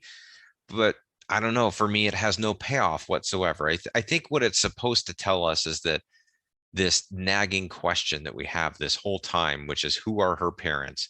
And the answer that they're telling us at this moment of the film is that they're nobody, right? Because she's saying, show me my parents, and her reflection is nothing, or the reflection is just her. And I don't know. I mean, I guess at this time I'm interested in who her parents are, but there's so much else going on right now that I'm not really focusing on that. This scene was really cool. Visually, visually, the describing it as the butthole is perfect. I mean, It was a giant butthole right in the ground. It was, and everything that happened once she got down into the butthole was really interesting, but it was supremely disappointing. Yeah, right. It was went visually nowhere. it went literally nowhere. And again, I think this scene right here is probably the biggest failure is the wrong word, but this scene right here is where things would have been most different if we had a through line and we knew where we were going from all three movies. This scene right here, this is the scene where you would have said, right, if you knew, oh, you're a Palpatine or you're a Skywalker or you're a Kenobi or whatever the fuck they would have come up with, versus, yeah, you're just like your parents were drunks and whatever, right? This scene right here really could have had some gravitas, and because I think ultimately because they didn't know where they were going, it was just a complete letdown. It was just like, oh, okay, there's Rey, great, yeah, great. Your parents are nobody. Yeah, okay, cool. Well, to me, this was Rian Johnson's middle finger to J.J. Abrams, to be honest, because J.J. set up this whole mystery box. Again, we use that term a lot, but that's JJ's specialty, right? Like he had this whole mystery box about who were Rey's parents and what was her lineage and why was she strong with the Force and all this. And this is Rian Johnson's way of saying she's nobody. Like, stop worrying about it. It's not a big deal. And that's, I guess that's fine. I guess, right? But we knew that wasn't the case with Rey. Right. Everything we knew about Rey, we knew she wasn't nobody. Right. We didn't know who she, and I'm not even suggesting she had to be a Palpatine or a Skywalker or this or that. Like, but we knew she wasn't just nobody. We knew she wasn't just the little slave kid that we were introduced to and then never came back to again. Right. She was somebody. I think if it was up to Rian Johnson, he would have kept it going that way. If he'd have been directing the third movie, I don't think we would have had a reveal that she was a Palpatine. I don't think so. You think she would have been? You think she would have been nobody, and they would have come back to the little stable kids? I think that, yeah, very possibly, yeah. I think that he would have. He was clearly trying to challenge everything that we thought we really wanted out of a Star Wars movie. I'm not saying that was the right decision because it wasn't, in my opinion. But I think that's the direction he decided to go with it, and he would have continued it. Yeah, and I guess in retrospect, you're probably right, especially based on the very last scene of this movie where you see the little stable kid, which we again never come back to because JJ's like, "Fuck you, that's ridiculous." But you may be right, and I guess I'm not sure. I'm not sure if I like the fact that quote anybody can be the most powerful Jedi in the universe versus having some family lineage. I'm not sure. We'll never know. I'm not sure what I feel about that. I wouldn't. That's tough. I don't know if I would have had a problem with it or not, but we'll never know because, right. JJ very clearly said, okay, so our parents are nobody, but our grandparents are somebody, like it's right. in a very sort of cheeky way is like, well, I'll find a way around this.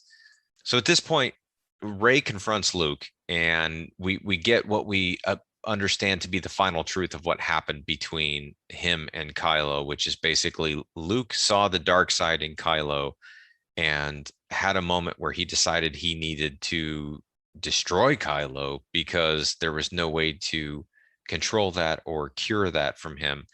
And in the moment where he was at his most weak, Kylo wakes up and sees Luke with this lightsaber standing over him and decides to defend himself, rightfully so. I mean, the way they wrote Luke's character, Luke was 100% in the wrong. I mean, that's maybe my biggest beef with Luke's character in this movie is that they basically set him up to murder his nephew because he didn't think he could help train him or keep him away from the dark side. And I mean, that's pretty baffling to me at this point. So it is, I agree with you.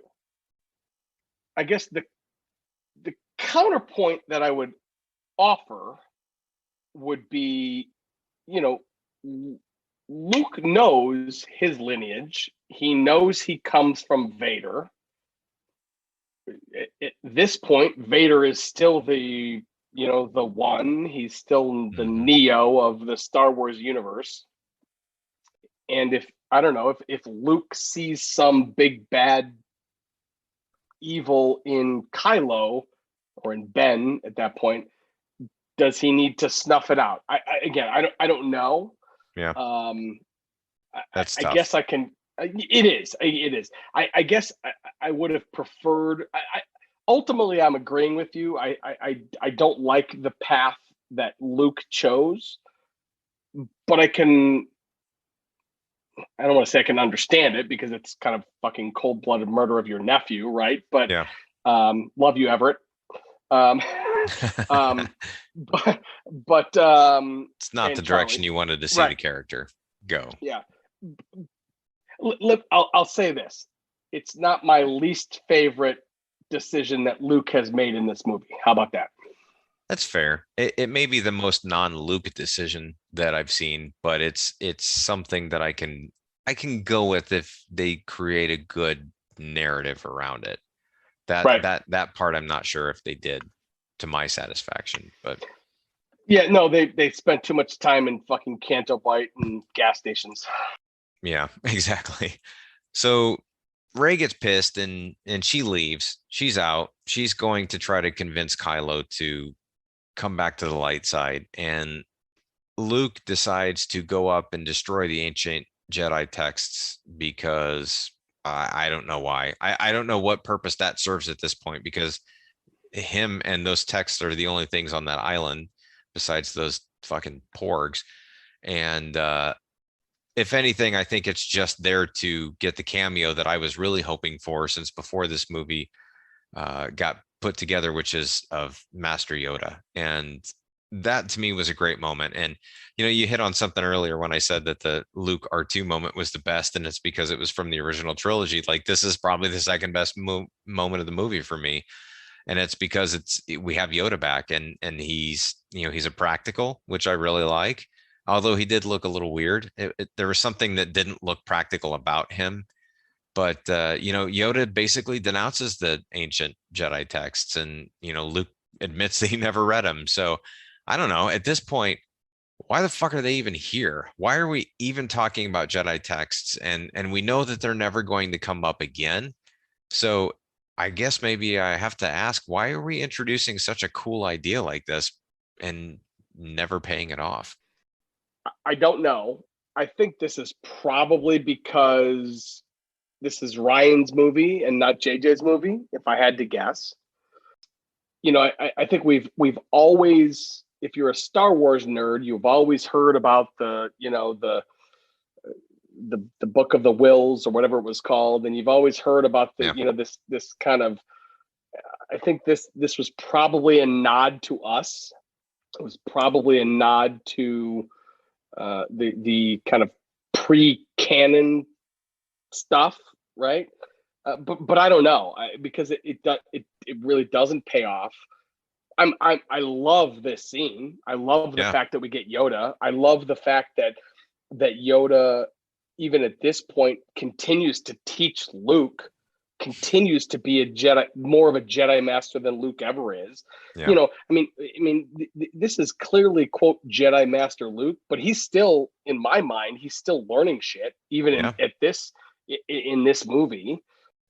And I like the fact that Yoda is not, quote, tied to the Jedi teachings, right? He's just like, yeah, there's fucking books, right? Like, just let him go.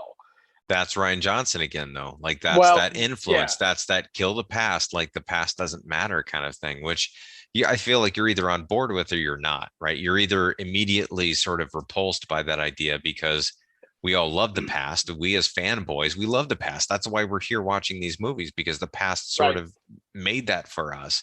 But now Rian Johnson's saying the past doesn't matter. And maybe thematically, that's one of the things subconsciously that I can't get past with this movie, is because he's trying to burn down, he's not trying to burn it down, but I mean, he's trying to sort of rewrite the legacy of Star Wars. And Well, it's I'm funny. not sure how I feel about that. He actually is, in this scene right here. He actually is trying to burn it down. Like he's literally Yeah. burning it Yeah. down. In this case, yeah. You know, it's funny. It's funny. I guess I'm of two minds. On one hand, I'll go on record. I applaud Rian Johnson for the choices or the risks that he took here. I do. Absolutely. I don't necessarily agree with all of them, but I absolutely applaud him for making those and for sticking to his guns. Again, whether I agree with him or not is another story. But I absolutely applaud him for being a filmmaker and being like, hey, this is my line in the sand, and I'm gonna stick with it. And I could make an argument that some of his choices that he made are the right choices.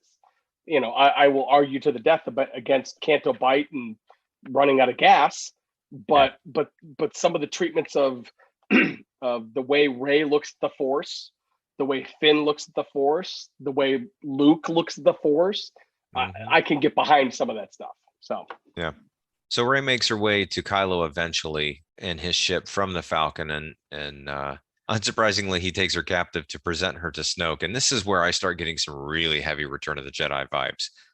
Finn and Rose and DJ make their way to the same ship in order to disable the lightspeed tracker, and Poe is creating mutiny against Holdo back with the Resistance. And then we get another Spaceballs-like moment where a ship that looks like an iron is revealed to be an actual iron. So I don't know. Hail President Scroob, because that's so dumb. The worst fucking thing ever. It's so bad. It is 1, 2, 3, 4, 5. That's the same combination. Yes. It's fucking awful. It's almost like taking our favorite droid and putting a trash can on his head just to make him undercover, which is exactly what they do in the next scene with BB-8. Yes. And then and then, you know, we come back to Rey and Kylo. This is where I'm going to start to fast forward a little bit, because we are bouncing so quickly between these scenes. Rey and Kylo are sharing dialogue that almost feels exactly lifted from Return of the Jedi when they're traveling up this elevator to get to Snoke. And, you know, the back and forth feels exactly like those scenes where Luke meets the Emperor, you know, while the heroes are trying to take down the shield generator. Leia shows up. She wakes up from her coma and stuns Poe, which I thought was a really interesting and intriguing moment. And we're going to come back to that and find out why that is. And then DJ Benicio del Toro's character betrays Rose and Finn, and we see the return of Captain Phasma, which, you know, I don't know, did we both totally forget about Phasma up to this point? Because this is the first we've seen her, and she was, you know, she was not very involved in the first movie. And this is, I don't know, where are we? Almost to the 2-hour mark. We haven't even seen her in this one yet. Yeah, Phasma was an awesome toy coming up to the first movie, and then she did nothing in that first movie. And then she shows up 2 hours into this movie, and I'm just like, yeah, okay, there's Phasma. Like, doesn't matter. No, it just doesn't. Yeah, it just doesn't matter. So the transports are boarded, and Holdo stays back to sacrifice herself, which, you know, we'll talk about later. I think there's a bit of a thematic conflict here.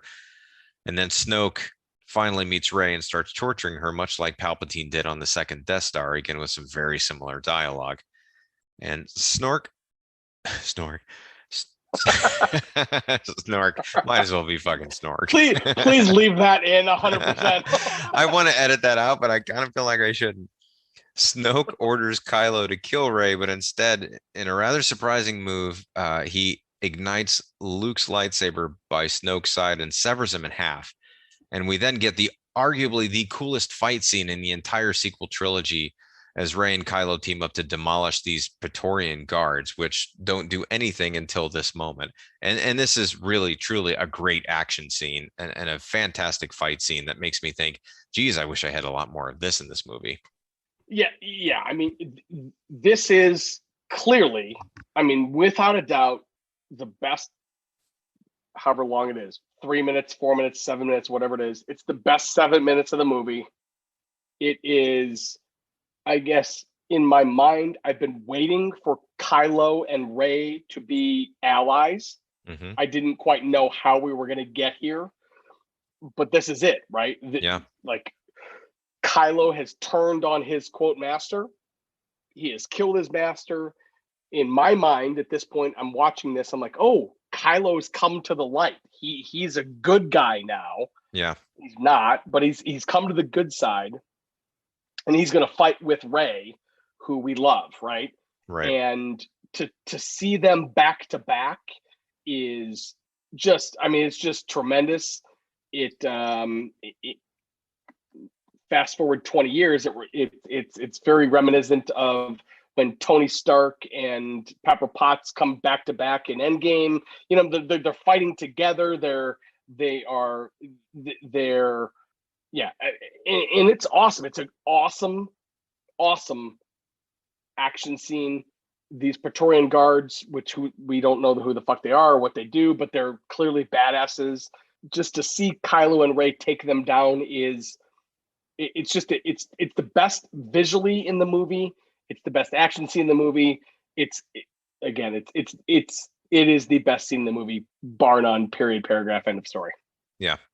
So they defeat them, and we're led to believe that Kylo is now Ben Solo again, and they are going to find some sort of common ground. And then, of course, Kylo starts proposing to Rey that they join forces to start a new order, which is where things start to break apart again. And, you know, the mystery of Rey's lineage, which was one of the biggest questions coming into this movie, is unraveled as Kylo basically says that they're nobody. And whether or not that's true at this point, I don't think I believed necessarily that that was the truth. I certainly realized that there was a lot of wiggle room for rewriting that if they decided they didn't want to do that. But it was sort of an interesting decision to make, but it didn't really detract from, you know, where we were going in this movie at this point.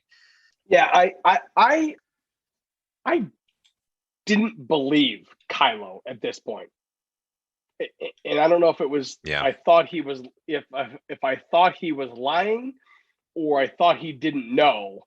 But at this point, watching this movie, when Kylo says your parents are nothing, I was just like, oh, he's wrong, or oh, he's lying. Yeah. Like, I still thought Rey was somebody. Yep. Agreed. And then we get back to Holdo, and she sees the transport ships taking fire. So she takes this cruiser that she stayed back on and aims it at the New Order and tears the ship in half with a final light speed jump and a really breathtakingly beautiful shot, which was a really cool moment. And this move seemingly causes enough chaos to allow Finn and Rose, who are on the same ship, to break free and fight for their lives, in which Finn squares off against Phasma for the last time with the help of BB-8 and an ATST or something. I don't know. I need Tylenol at this point because this whole scene is kind of messy, and I don't even really. It's I'm not going to comment. It's dumb. It's explosions. It's at this point we're so. I mean, we're like 2 hours into the movie at this point, and right now we're just like, we're blowing shit up. Yeah.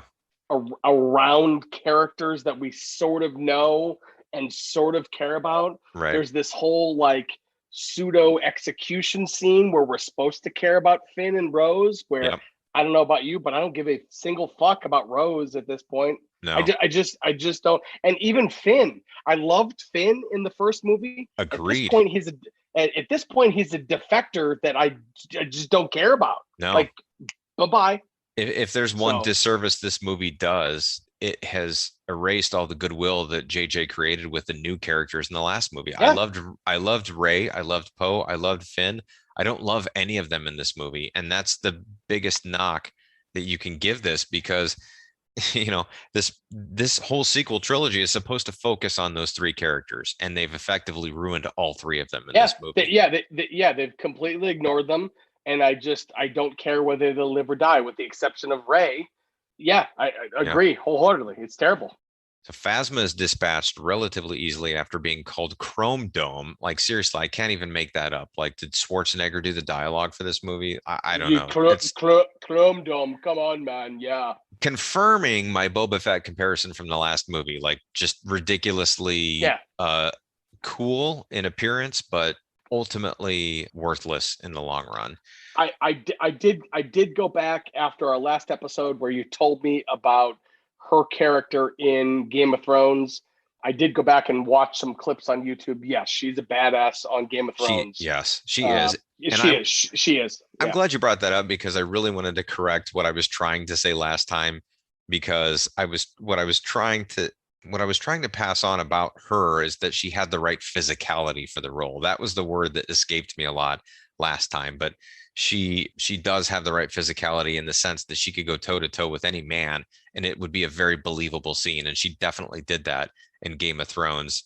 And that's what breaks my heart about the way that she was used in this movie, because not only was she covered up from head to toe, they didn't give her anything to do, and it was insanely disappointing. She is this trilogy's Boba, 100%.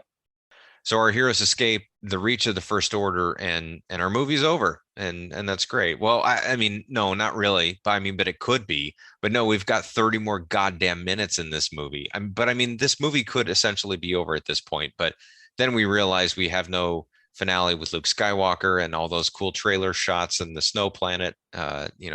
What happened to those? So I don't know. I'm feeling the burn at this point, but I'm trying to plow through.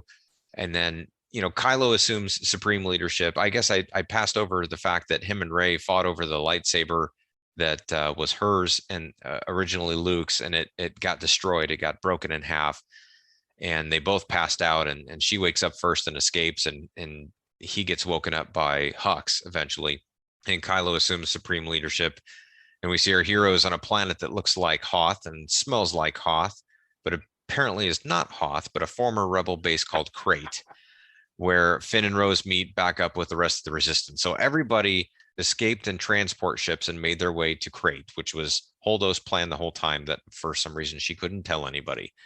And that's where Finn and Rose made their way back to as well. And to be honest, like, I very much enjoy the aesthetic of Crait. Like, I think it looks beautiful. And even though it sort of feels like an Empire knockoff because it's a big white planet, it is salt instead of snow with this really cool red soil or whatever it is underneath. And I think it looks beautiful. And the but the battles that we see on this planet with the spaceships end up being really, really gorgeous. And I'm a big fan of those. A lot of what we see visually on this planet, if not content wise. But our heroes attempt to send out a message to anyone who is friends with the Resistance, but we're not going to get anything there, which is pretty disappointing. Finn identifies by looking out the window that there's a battering ram cannon, which apparently is Death Star tech capable and portable. And they figure out that the only way that they can save themselves from being obliterated is to destroy this. So these soldiers line up in a very Empire Strikes Back like fashion to stand their ground against the First Order. And Finn and Rose, with a handful of other rebels, board a bunch of, I don't know, 88 Oldsmobiles with wings and try to defend their base, but are immediately outmanned. I mean, I don't know. Aside from the tragedy of these ships that they're in, this is a really good looking scene, right? Like, are you on board visually like I am at this point? Yes. This is Empire. This is Hoth, right? It's not at the beginning of the movie. It's at the end. Right. Confusing. It is. At but this nice. point, but nice. At this point, I'm 2.5 hours into a movie that I'm checked out of, right? At this point, I'm hoping for something that's going to give me some Star Wars vibe. Yeah. And this does. It gives me something. And in fact, we're gonna get to. So I loved the scene with Kylo and Rey and the Praetorian Guard.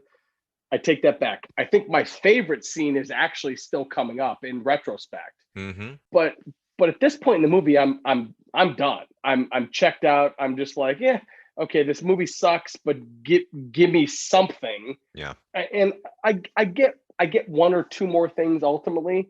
I do like Crait. I do like the fact that it's not snow. I like that. I tell you what I love. I love the fact that when you hit the white salt of Crait with either your foot or a blast or whatever, it becomes kind of blood red. That leads to some absolutely amazing visuals during this last battle. It's awesome. Here's one thing that as I was rewatching it, so there was 13 ships that went out during this last assault. I think I counted 8 of them that got shot down. So 8 out of 13 got shot down. So that leaves, Finn and Rose and Poe.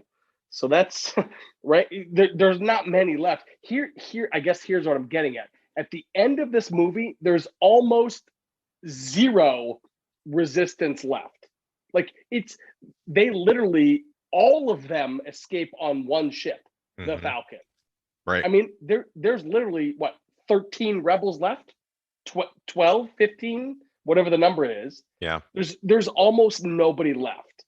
And so, like, on one hand, that's admirable.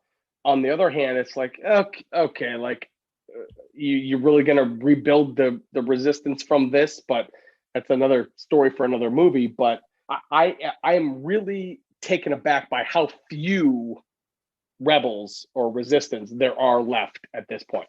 Yeah, right. I think we're led to believe that there are more foot soldiers still on the ground because they only had so many of those Oldsmobiles, we'll call for lack of a better term. No, you're right. No, you're right. There's only 13 ships, but what I'm talking about is at the very end of the movie, like everybody is on the Falcon. Right. Which can't hold that many people. Yeah, right. That's true. Exactly. So we have, to your point, we have all of those ships out there, and then right before Rose becomes TIE fodder, we'll call it, Chewie and the Falcon arrive to save the day, and once again pulls me right out of my seat. Like the same sort of vibes that I got from Force Awakens when the Falcon hit the sky for the first time. And at this point, I don't care that the ship is going to impractically hurl itself through caverns at top speeds without crashing. I'm loving every second of this and wishing that the Falcon would get more involved. And I even love the really cheesy quote from Finn when he's like, "Oh yeah, they hate that ship." Like I'm loving every minute of that. The Falcon totally steals this scene. 100%. And I will go so far as to say the Millennium Falcon is my favorite, quote, character in these first 2 movies. Yeah. Without exception. Right. It's just the one that comes in, kicks ass and leaves. It's the Brock Lesnar of ships in this movie, right? It does such a great job. But we have our speeders and they're getting closer to this cannon, and Poe reaches a miniature character arc, I guess we'll say, when he decides to call for the retreat, which he should have considered at the beginning of the first act.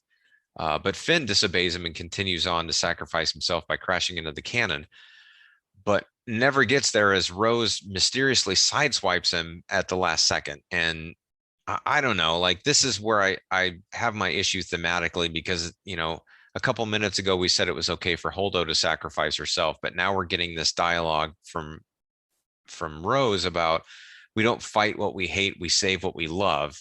And that's where I sort of come in with the commentary that you brought in earlier, which is, wait, this is the war part of Star Wars. Isn't it okay to fight what you hate in this movie? And why is it okay that Holdo can carve a new asshole in the First Order destroyer, but Finn was labeled a dummy for that? Like, I don't know, like, am I missing something, or is this just a very different sort of approach over the last couple minutes? No, it's remarkably inconsistent, right? We're okay with Holdo's, we're not okay with Finn's, because Finn is a main character and Holdo has purple hair, right? I mean, it's just that simple, right? We don't give a fuck about Holdo because she's brand new, and we care about Finn because he's 2 movies old. Yeah. I mean that's just it's just inconsistent. And again, that's not to take away anything from what Holdo did, because it was awesome. It was one of the best visuals of the entire movie. I think they were kind of going for a Finn Rose love story here, which A, nobody wanted, B, nobody cared about, C, they never followed up on. But it feels like that's what they were doing here. It's hard to tell, really. I don't know what they were doing with that because, yeah, obviously at the end of that scene, she kisses him, and we're still trying to figure out if there's a love angle between him and Rey, right? Because there was clearly that interest in the first movie, but they never really followed up. Well, they haven't seen each other in this movie, so it's hard to tell. But yeah, I'm with you. Like it doesn't. I'm confused, and I'm not sure I'm getting what they're trying to tell me out of this.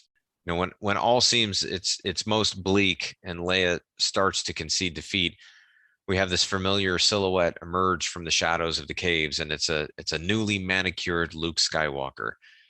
We get what will be the only moment between Mark Hamill and Carrie Fisher in this entire trilogy, and easily the most heartfelt and genuine scene of this movie, I think. And it's really sweet. I really like it. It's not as long, it's not as much as I want, but to see him with his sister, with his on-screen sister for the first time in, you know, many decades, it works for me. Like I like what's going on here when Leia essentially forgives Luke for what happened with Ben, and Luke tells her no one has ever really gone, and then he hands her Han's dice from the Falcon. I think it's a great moment, and for that reason, and that reason alone, I'm glad they didn't kill her back when, you know, she had the opportunity to die. I'm glad that they kept her alive for this scene because it meant something to me, I think. You're right. This scene is, quote, all the feels. It is Luke and Leia back on screen together. I'm not quite sure like which version of Luke we're seeing. I did notice that he is, you know, shaved and haircutted and what have you. I noticed that. I didn't realize what that meant at this point. But I'm glad they're sharing the screen together. It feels good to see Carrie Fisher and Mark Hamill on the screen again for one last time. Yep, absolutely. And then we get a really quick, somewhat unsatisfying moment between Luke and 3PO as he makes his way out to have his final showdown with Kylo. And I say unsatisfying only because I was really touched by that moment, and I suddenly felt myself, you know, longing for a little bit more of 3PO and Luke. I don't know why, because I think that's kind of where it all started a little bit, because, you know, when Luke meets them both in the first trilogy, like he's more in tune with 3PO. I think there's a lot more dialogue and there's a lot more of a bond there. So I find myself kind of wishing that they could have done more with that. But, you know, Luke walks out to face down his nephew when Kylo unleashes holy hell with every single weapon in the First Order at his disposal emptied on the Jedi Master, and much to everyone's surprise, Luke emerges with not so much as a scratch. Kylo is extremely upset about this, flies down to meet Luke, and we start to get the sense that maybe something is not quite right here. And then back in the caves, our heroes figure out that Luke is causing the distraction that will enable them to light the spark that will blah, blah, blah, blah, blah. Seriously, this phrase of the rebellion, all that crap.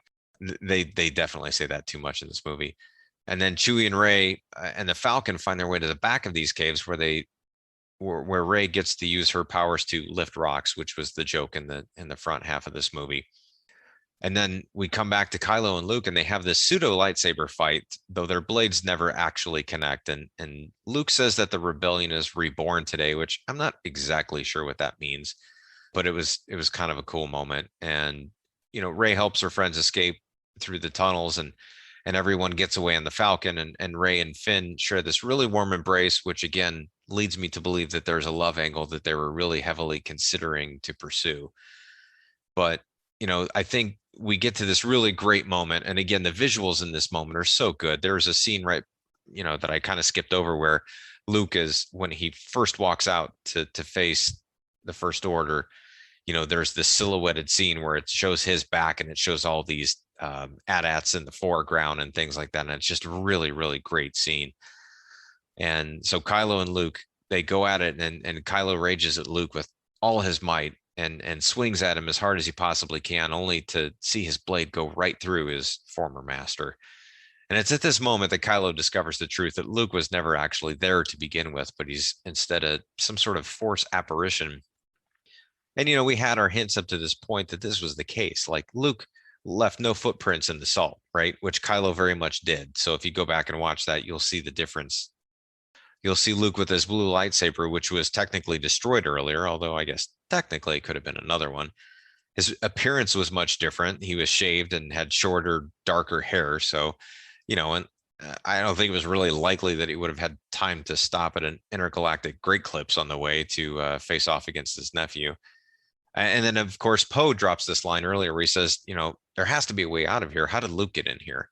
So there's a lot of really good tip-offs to that. But we get the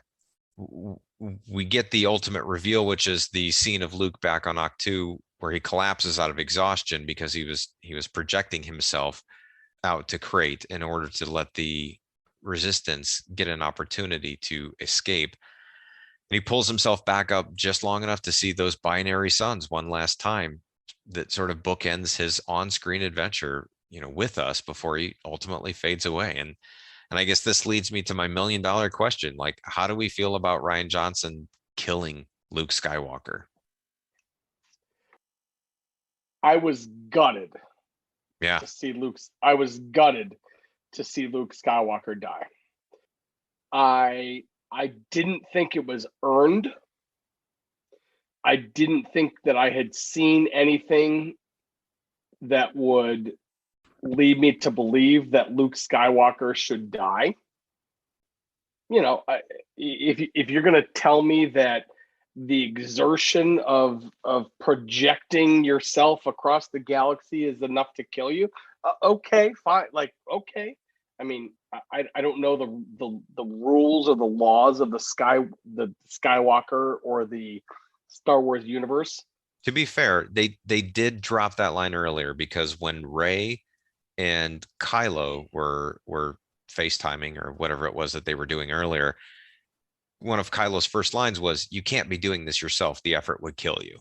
And we find out later that it was Snoke that was enabling all that to happen. So I think they tipped their hat a little bit to the fact that it's that kind of thing is certainly prevalent, and that's what ends up happening. Okay, yeah, you're right. Yes, you're right. They did.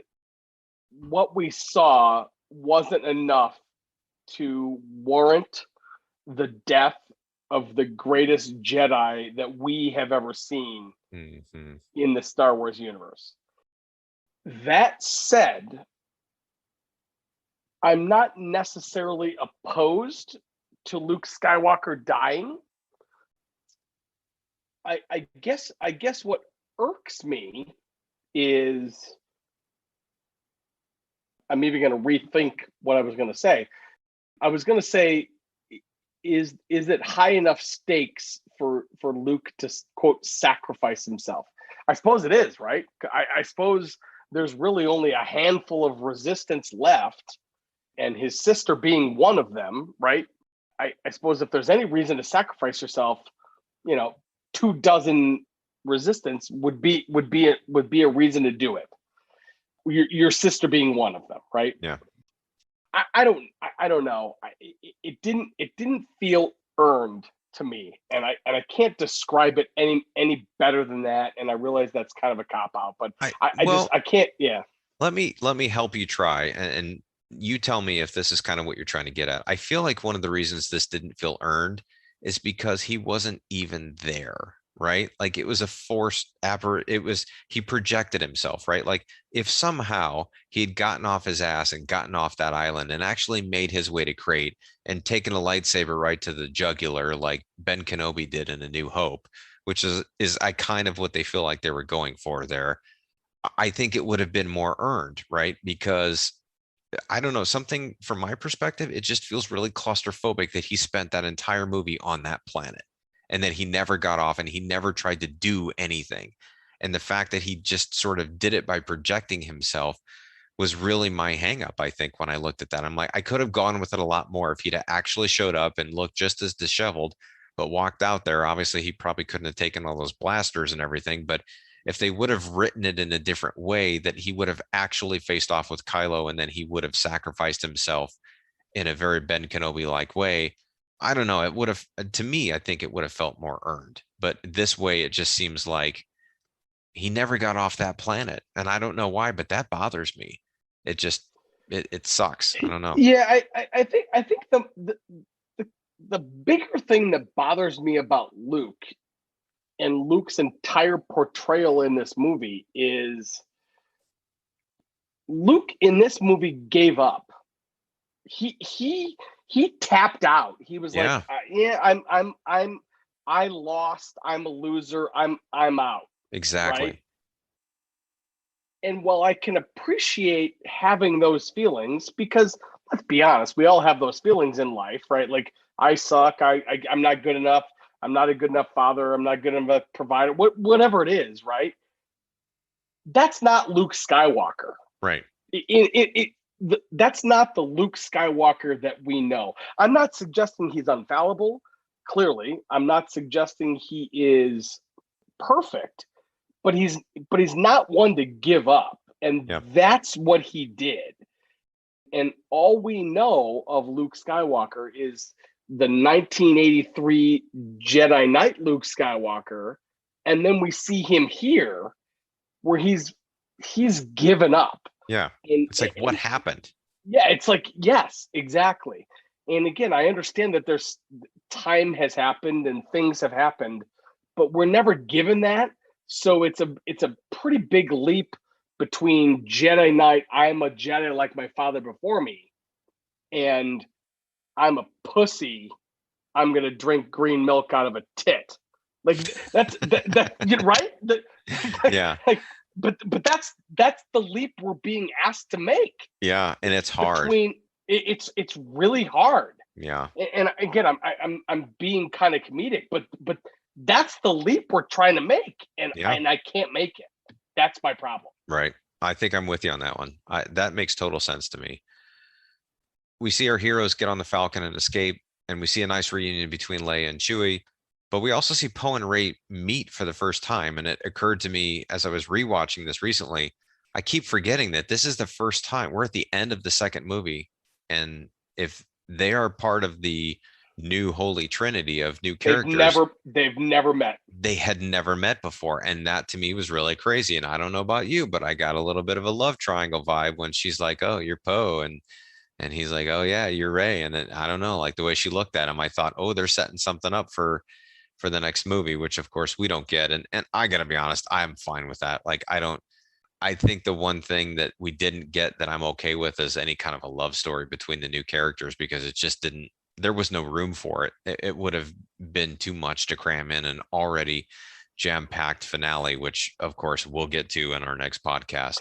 Well, the only love triangle we got was Kylo and Rey, which that was terrible too. But you're right, we'll get there. Yeah, it's hard to even say that that was a love triangle, but that was something that was really weird and creepy and unexpected. So we see in a quick shot that Rey has nicked this sacred Jedi text, which was interesting again because we get zero payoff with those. And I guess that's just we're gonna see this, we're gonna review this next movie, we're gonna talk about it, and we're gonna basically see an enormous amount of course correction that has been done from Rian Johnson's movie to J.J. Abrams' next sequel, and that's going to be one of them. We just the sacred texts are essentially ignored. Leia and Rey share a nice moment where they discuss Luke, and Leia tells her, we have everything we need. But instead of cutting to the Star Wars theme and the end credits, which is absolutely what they could have and probably should have done here, we get a curious end shot of the kids that we met back on Canto Bight that you've referenced a couple times, with one of them pulling a broom into his hands using the Force. And, I don't know, is this where we're supposed to think that the story is going, or are we introducing yet more characters in a very bloated storyline? I mean, is Harry Potter now Star Wars canon? I don't know, because that's kind of what it feels like when I'm watching this. Yeah. At the end of this movie, absolutely, we are meant to believe that these little fucking kids are like the future of the rebellion, the resistance, the whatever. The Jedi, yes, maybe. The Jedi, right? Yeah, no, you're right. The Jedi, because he pulls the broom and it comes to him and blah blah blah. we are 100% meant to believe that these kids are the future. And I don't care. Yeah.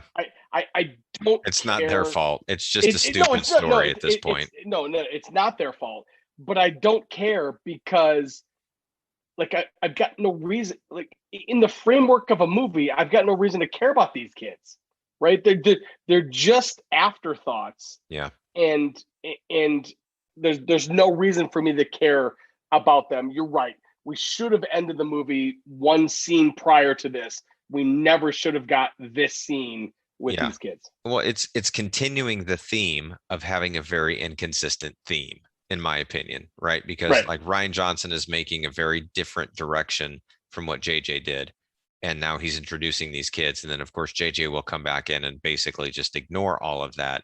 And there's just a lot of back and forth that doesn't seem to make sense. And maybe Rian Johnson, he's allegedly still signed on for 3 more Star Wars movies, another trilogy that will be separate from this particular saga. Maybe this is him, this is what he's going to do. Maybe he's going to tell that story. I mean, I don't really know. It's irrelevant. It just seems like they could have cut this. It was completely worthless at this point. But from there, we get to our end credits and we have the end of our movie. And that is essentially The Last Jedi by Rian Johnson. So I'm going to ask you a couple of questions. I think I know the answer to some of these or most of these. So how did you like this movie? Ultimately, like, is it a recommendable movie? Did you like this movie? Did you not like it? What do you, just like, give me one sentence. Did you like this movie?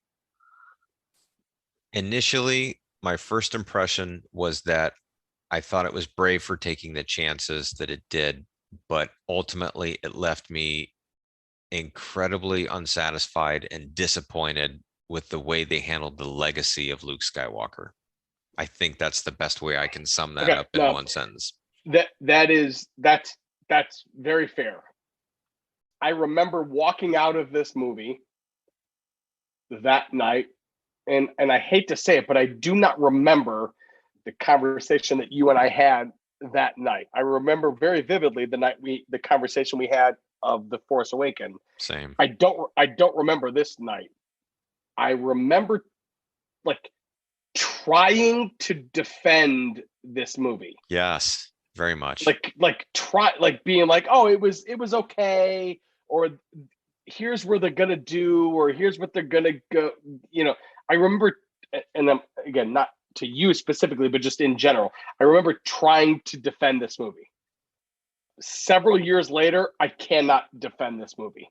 It's a bad movie. It's a bad entry. That's not to say that there wasn't some good choices made. That's not to say that there aren't some good scenes, but in the lexicon of the certainly of the 9 Skywalker movies, I cannot defend this movie. Yeah, I have to agree. I think this one is maybe the most disappointing because The Force Awakens had me on such a high, and I was so hoping that it would continue to go this way, and this one took such a different direction. And Rian Johnson had some very bold choices, and I really respect him for doing what he did. And I think that was my biggest compliment when I got finished watching this movie was nothing that I expected to happen happened. Nothing that I could have possibly predicted happened. Everything was extremely different. And at first I thought that was a really good thing. And now that I have the opportunity to reflect on that 4 years later, I'm looking at this movie and thinking, yeah, but it's terrible. And maybe it's not terrible. It's not a terribly made movie, but it's terribly unsatisfying. And there are some really questionable choices that from a Star Wars fan perspective, I can't get behind. It doesn't make sense. Okay. So I get a couple of like kind of final questions to wrap up this discussion. So at this point, after this movie, how are you feeling about Luke Skywalker? Man. Are you like, again, go back a few years, this is the end of Luke Skywalker as we know him. Mm-hmm. How do you feel about Luke Skywalker? I mean, it's kind of sad because I felt like it did not end on a high note for me. I will say that his sacrifice in helping the resistance escape was a noble and honorable way for him to depart. But the fact that, man, they had that they Rian Johnson felt the need to give him another arc, which he already sort of had in the first trilogy. This one really took him down. Like it really made him, in order to give him that arc, they really started out with him being a pretty deplorable character. And I just wasn't, I don't know, this is going to sound stupid. I wasn't emotionally ready to accept Luke Skywalker that way. I thought he deserved more than to be stuck on the same planet the whole movie. I think he needed his own adventure. I think he needed to be with more than just, I mean, in this entire trilogy, the only other human he sees is Rey, right? Like he doesn't I mean, I guess unless you count the flashbacks with Kylo, but Yeah, it's not lost on me the fact that Luke in these couple movies has become Yoda. He's become the hermit with stuck intention. on. Right? Clearly, Yeah. that's what First. they Yeah. wanted to Clearly. do. Right. But I Yeah. didn't want him to be Yoda. I wanted him to be Right. the hero. Yoda wasn't a hero. Like, if this is a little controversial, I suppose, but like Yoda was, in the end, he was kind of a chump. Like he ran away. Like he didn't. He. I don't know. Maybe that's not fair, but he basically secluded himself, and it's exactly what Luke is doing. But I had better expectations for Luke. I thought No. he No. was going to do something Yeah. different there. No. No. You're not wrong. You're not wrong. Luke, or I'm sorry, Yoda was secluded regardless of how he got there. But in my mind, Luke has taken a step back in terms of kind of where he was, right? At the end of Jedi, he had ascended Yes. to Jedi Knight. And after these two movies, he's taken a step back. He's a Jedi master, but he's a pussy at this point. He right? He Right. is which sucks, right? So no, I think that's fair. I think it's fair to say, again, in my mind, Luke has taken a step back Yeah. after these two movies. Yoda was Yoda, but Luke had Yoda's example to learn from, right? Like he knows Yoda's story and he still went down the same path. And I don't think it had to be that kind of foregone conclusion for Luke's character. Right. Okay. So then we get two other questions then. After episode 8, are you anticipating episode 9 or are you dreading it? On opening night, after you've seen the final scene closes and you've got the little kids fucking sweeping, like are you excited? Are you dreading it? Are you like, oh shit, there's one more? Like where's your head? Well, I'm not excited. I'm not excited for that movie. I wasn't, again, like we both talked about, I think we both tried to put a positive spin coming out of this movie. So I wasn't as downhearted about it 4 years ago as I am today. But I will say that when we walked out of this movie, we did not know, if I remember correctly, I don't think we knew at that time that JJ would be coming back to We did not. direct the final movie. So at that point, I was probably a little bit nervous because I was led to believe this was going in a great direction with The Force Awakens. We took a giant turn in a different direction with The Last Jedi. I think part of me was a little bit disheartened because at that point, Carrie Fisher had died. So we knew Leia wasn't going to be in the movie, or we knew if she was, that it wasn't going to be a natural performance like we would expect from, from anybody who was alive. Person. Right, a human. And we didn't have Luke Skywalker and we didn't have Han Solo. So we were going into the third movie with none of our original characters. And that to me was after sort of the mistreatment of the new characters in The Last Jedi, like I had nothing that I was sure to look forward to. Then of course we hear Lando's coming back. I'm like, well, that's great, but he's a B-list character at best in these movies. And as much as I like him, and I did like his contribution to those movies, I just didn't know what they were going to do with this. And Yeah. so I was nervous, if I'm being honest and remembering Okay. correctly. No, yeah, I'm right there with you. One thing about Lando, and I meant to talk about this an hour ago. I thought Lando was gonna be the guy with the flower in the casino. Yeah, same. Way back in the an hour and a half ago. And the fact that he wasn't, and again, I still don't know why he wasn't, because he could have been, especially in retrospect, he totally could have been, because he didn't have to have anything to do with the fucking story. But anyways, I'm actually okay that they didn't, only because clearly they didn't, whoever that character was supposed to be, the code breaker, like, they didn't use him, right? They never did. And I wouldn't want Lando back for a 3-second cameo with no dialogue. I would rather have him be a small part of the movie, which I think they did a great job of executing on in The Rise of Skywalker. You're right. So I don't want Lando back unless you're going to make him a part of the movie. And Justin Theroux, who I think is the actor who played the Codebreaker, who I guess is a reputable actor, but they gave him like one line of dialogue. Like, I didn't want that for Lando. So in hindsight, I'm glad he wasn't in there, but I'm surprised that there was a conversation that we're going to go to a casino planet and Lando has nothing to do with any of this. That was what was weird to me. Right. Okay, so last question. We're like, I don't know, we're 2 hours in, 2.5 hours in to this podcast, that is. At this point, do you remember what you were expecting from episode 9? Did you have any idea what you were thinking episode 9 would, and I guess subsequently, were you anywhere near close? I think no, I don't think I had any idea what they were going to do, just because the second one being The Last Jedi, was such a pivot and was such a swerve for me. Like, I'm not sure I knew where it was going. What I knew is that they were going to have to pull out the big guns. They were going to have to really dig deep and find something to kind of bring this back together in a way that made sense and provided the appropriate level of fan service to get people on board. Because if there's one thing that I feel like this movie did not do, it was fan service, and we're going to talk about episode 9. And I think episode 9 definitely compensates in that department for what episode 8 did not do.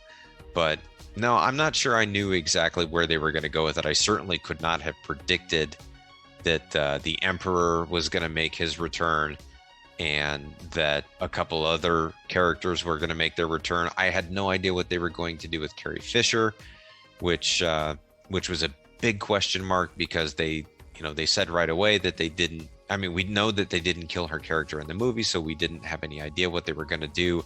We were hoping that they weren't going to just unfairly dispatch her character sort of off camera between the movie timelines. So, I mean, there was a lot of stuff in the air about this that I really had no idea, but I'd be really interested to hear if you had any different thoughts on that. No, I really didn't. Opening night, watching this again, I remember trying to defend it because I'm a huge Star Wars geek, and I was like, "This is great," and whatever. It's not. Clearly, it's not a great movie. I didn't know where we were going.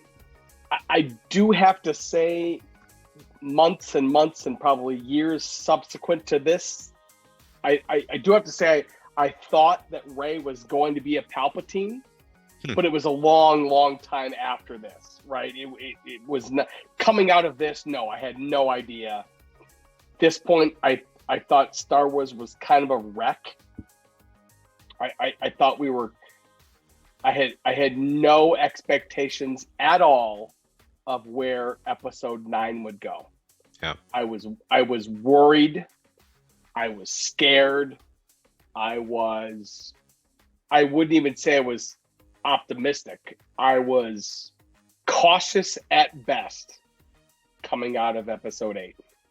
Yeah. Because I was so disappointed of what Rian Johnson gave us. And it was a bad treatment of Luke. It was a bad treatment of, in my opinion, Leia. It was a bad treatment of R2, C-3PO, Rey. Like, I can't think of anybody that got a good, with maybe the exception of Kylo Ren. Yeah. I can't think of anybody that got a good treatment in this movie. Nobody progressed as a character. That's just a real bummer as a Star Wars fans. Yeah. No, I hear you. It was not the movie that I ultimately wanted, but we're going to see if this next one pays off when we talk about the Rise of Skywalker, which is episode 9 and the final entry in the Skywalker saga. Well, we've been talking a long time. I have to give you major props for all of the research that you did. Thank you very much. Thank you for leading us through this discussion. This has been awesome. I think it's fair to say we didn't like this movie nearly as much as we liked The Force Awakens, but this has been an awesome discussion regardless about a movie that we don't necessarily care for at all. Yeah, that's probably pretty fair. But hey, 1 out of 9 isn't terrible. So, or is there more? I don't know. Maybe we'll get there if we get so bold as to review the prequels. That percentage may wane just a tiny bit. All right. So our next episode is most likely going to be about the Rise of Skywalker. It's probably going to be a couple weeks because I'll be honest with you, I need to go back and I need to rewatch it again. I'm sure Pip does as well. This has been the 411 from 406. My name is Chewie. I've been joined by Pip. Thanks, brother. I appreciate it. I love you. I'll talk to you soon. I love you back. This was great. Talk to you soon. See you guys. Have a good evening.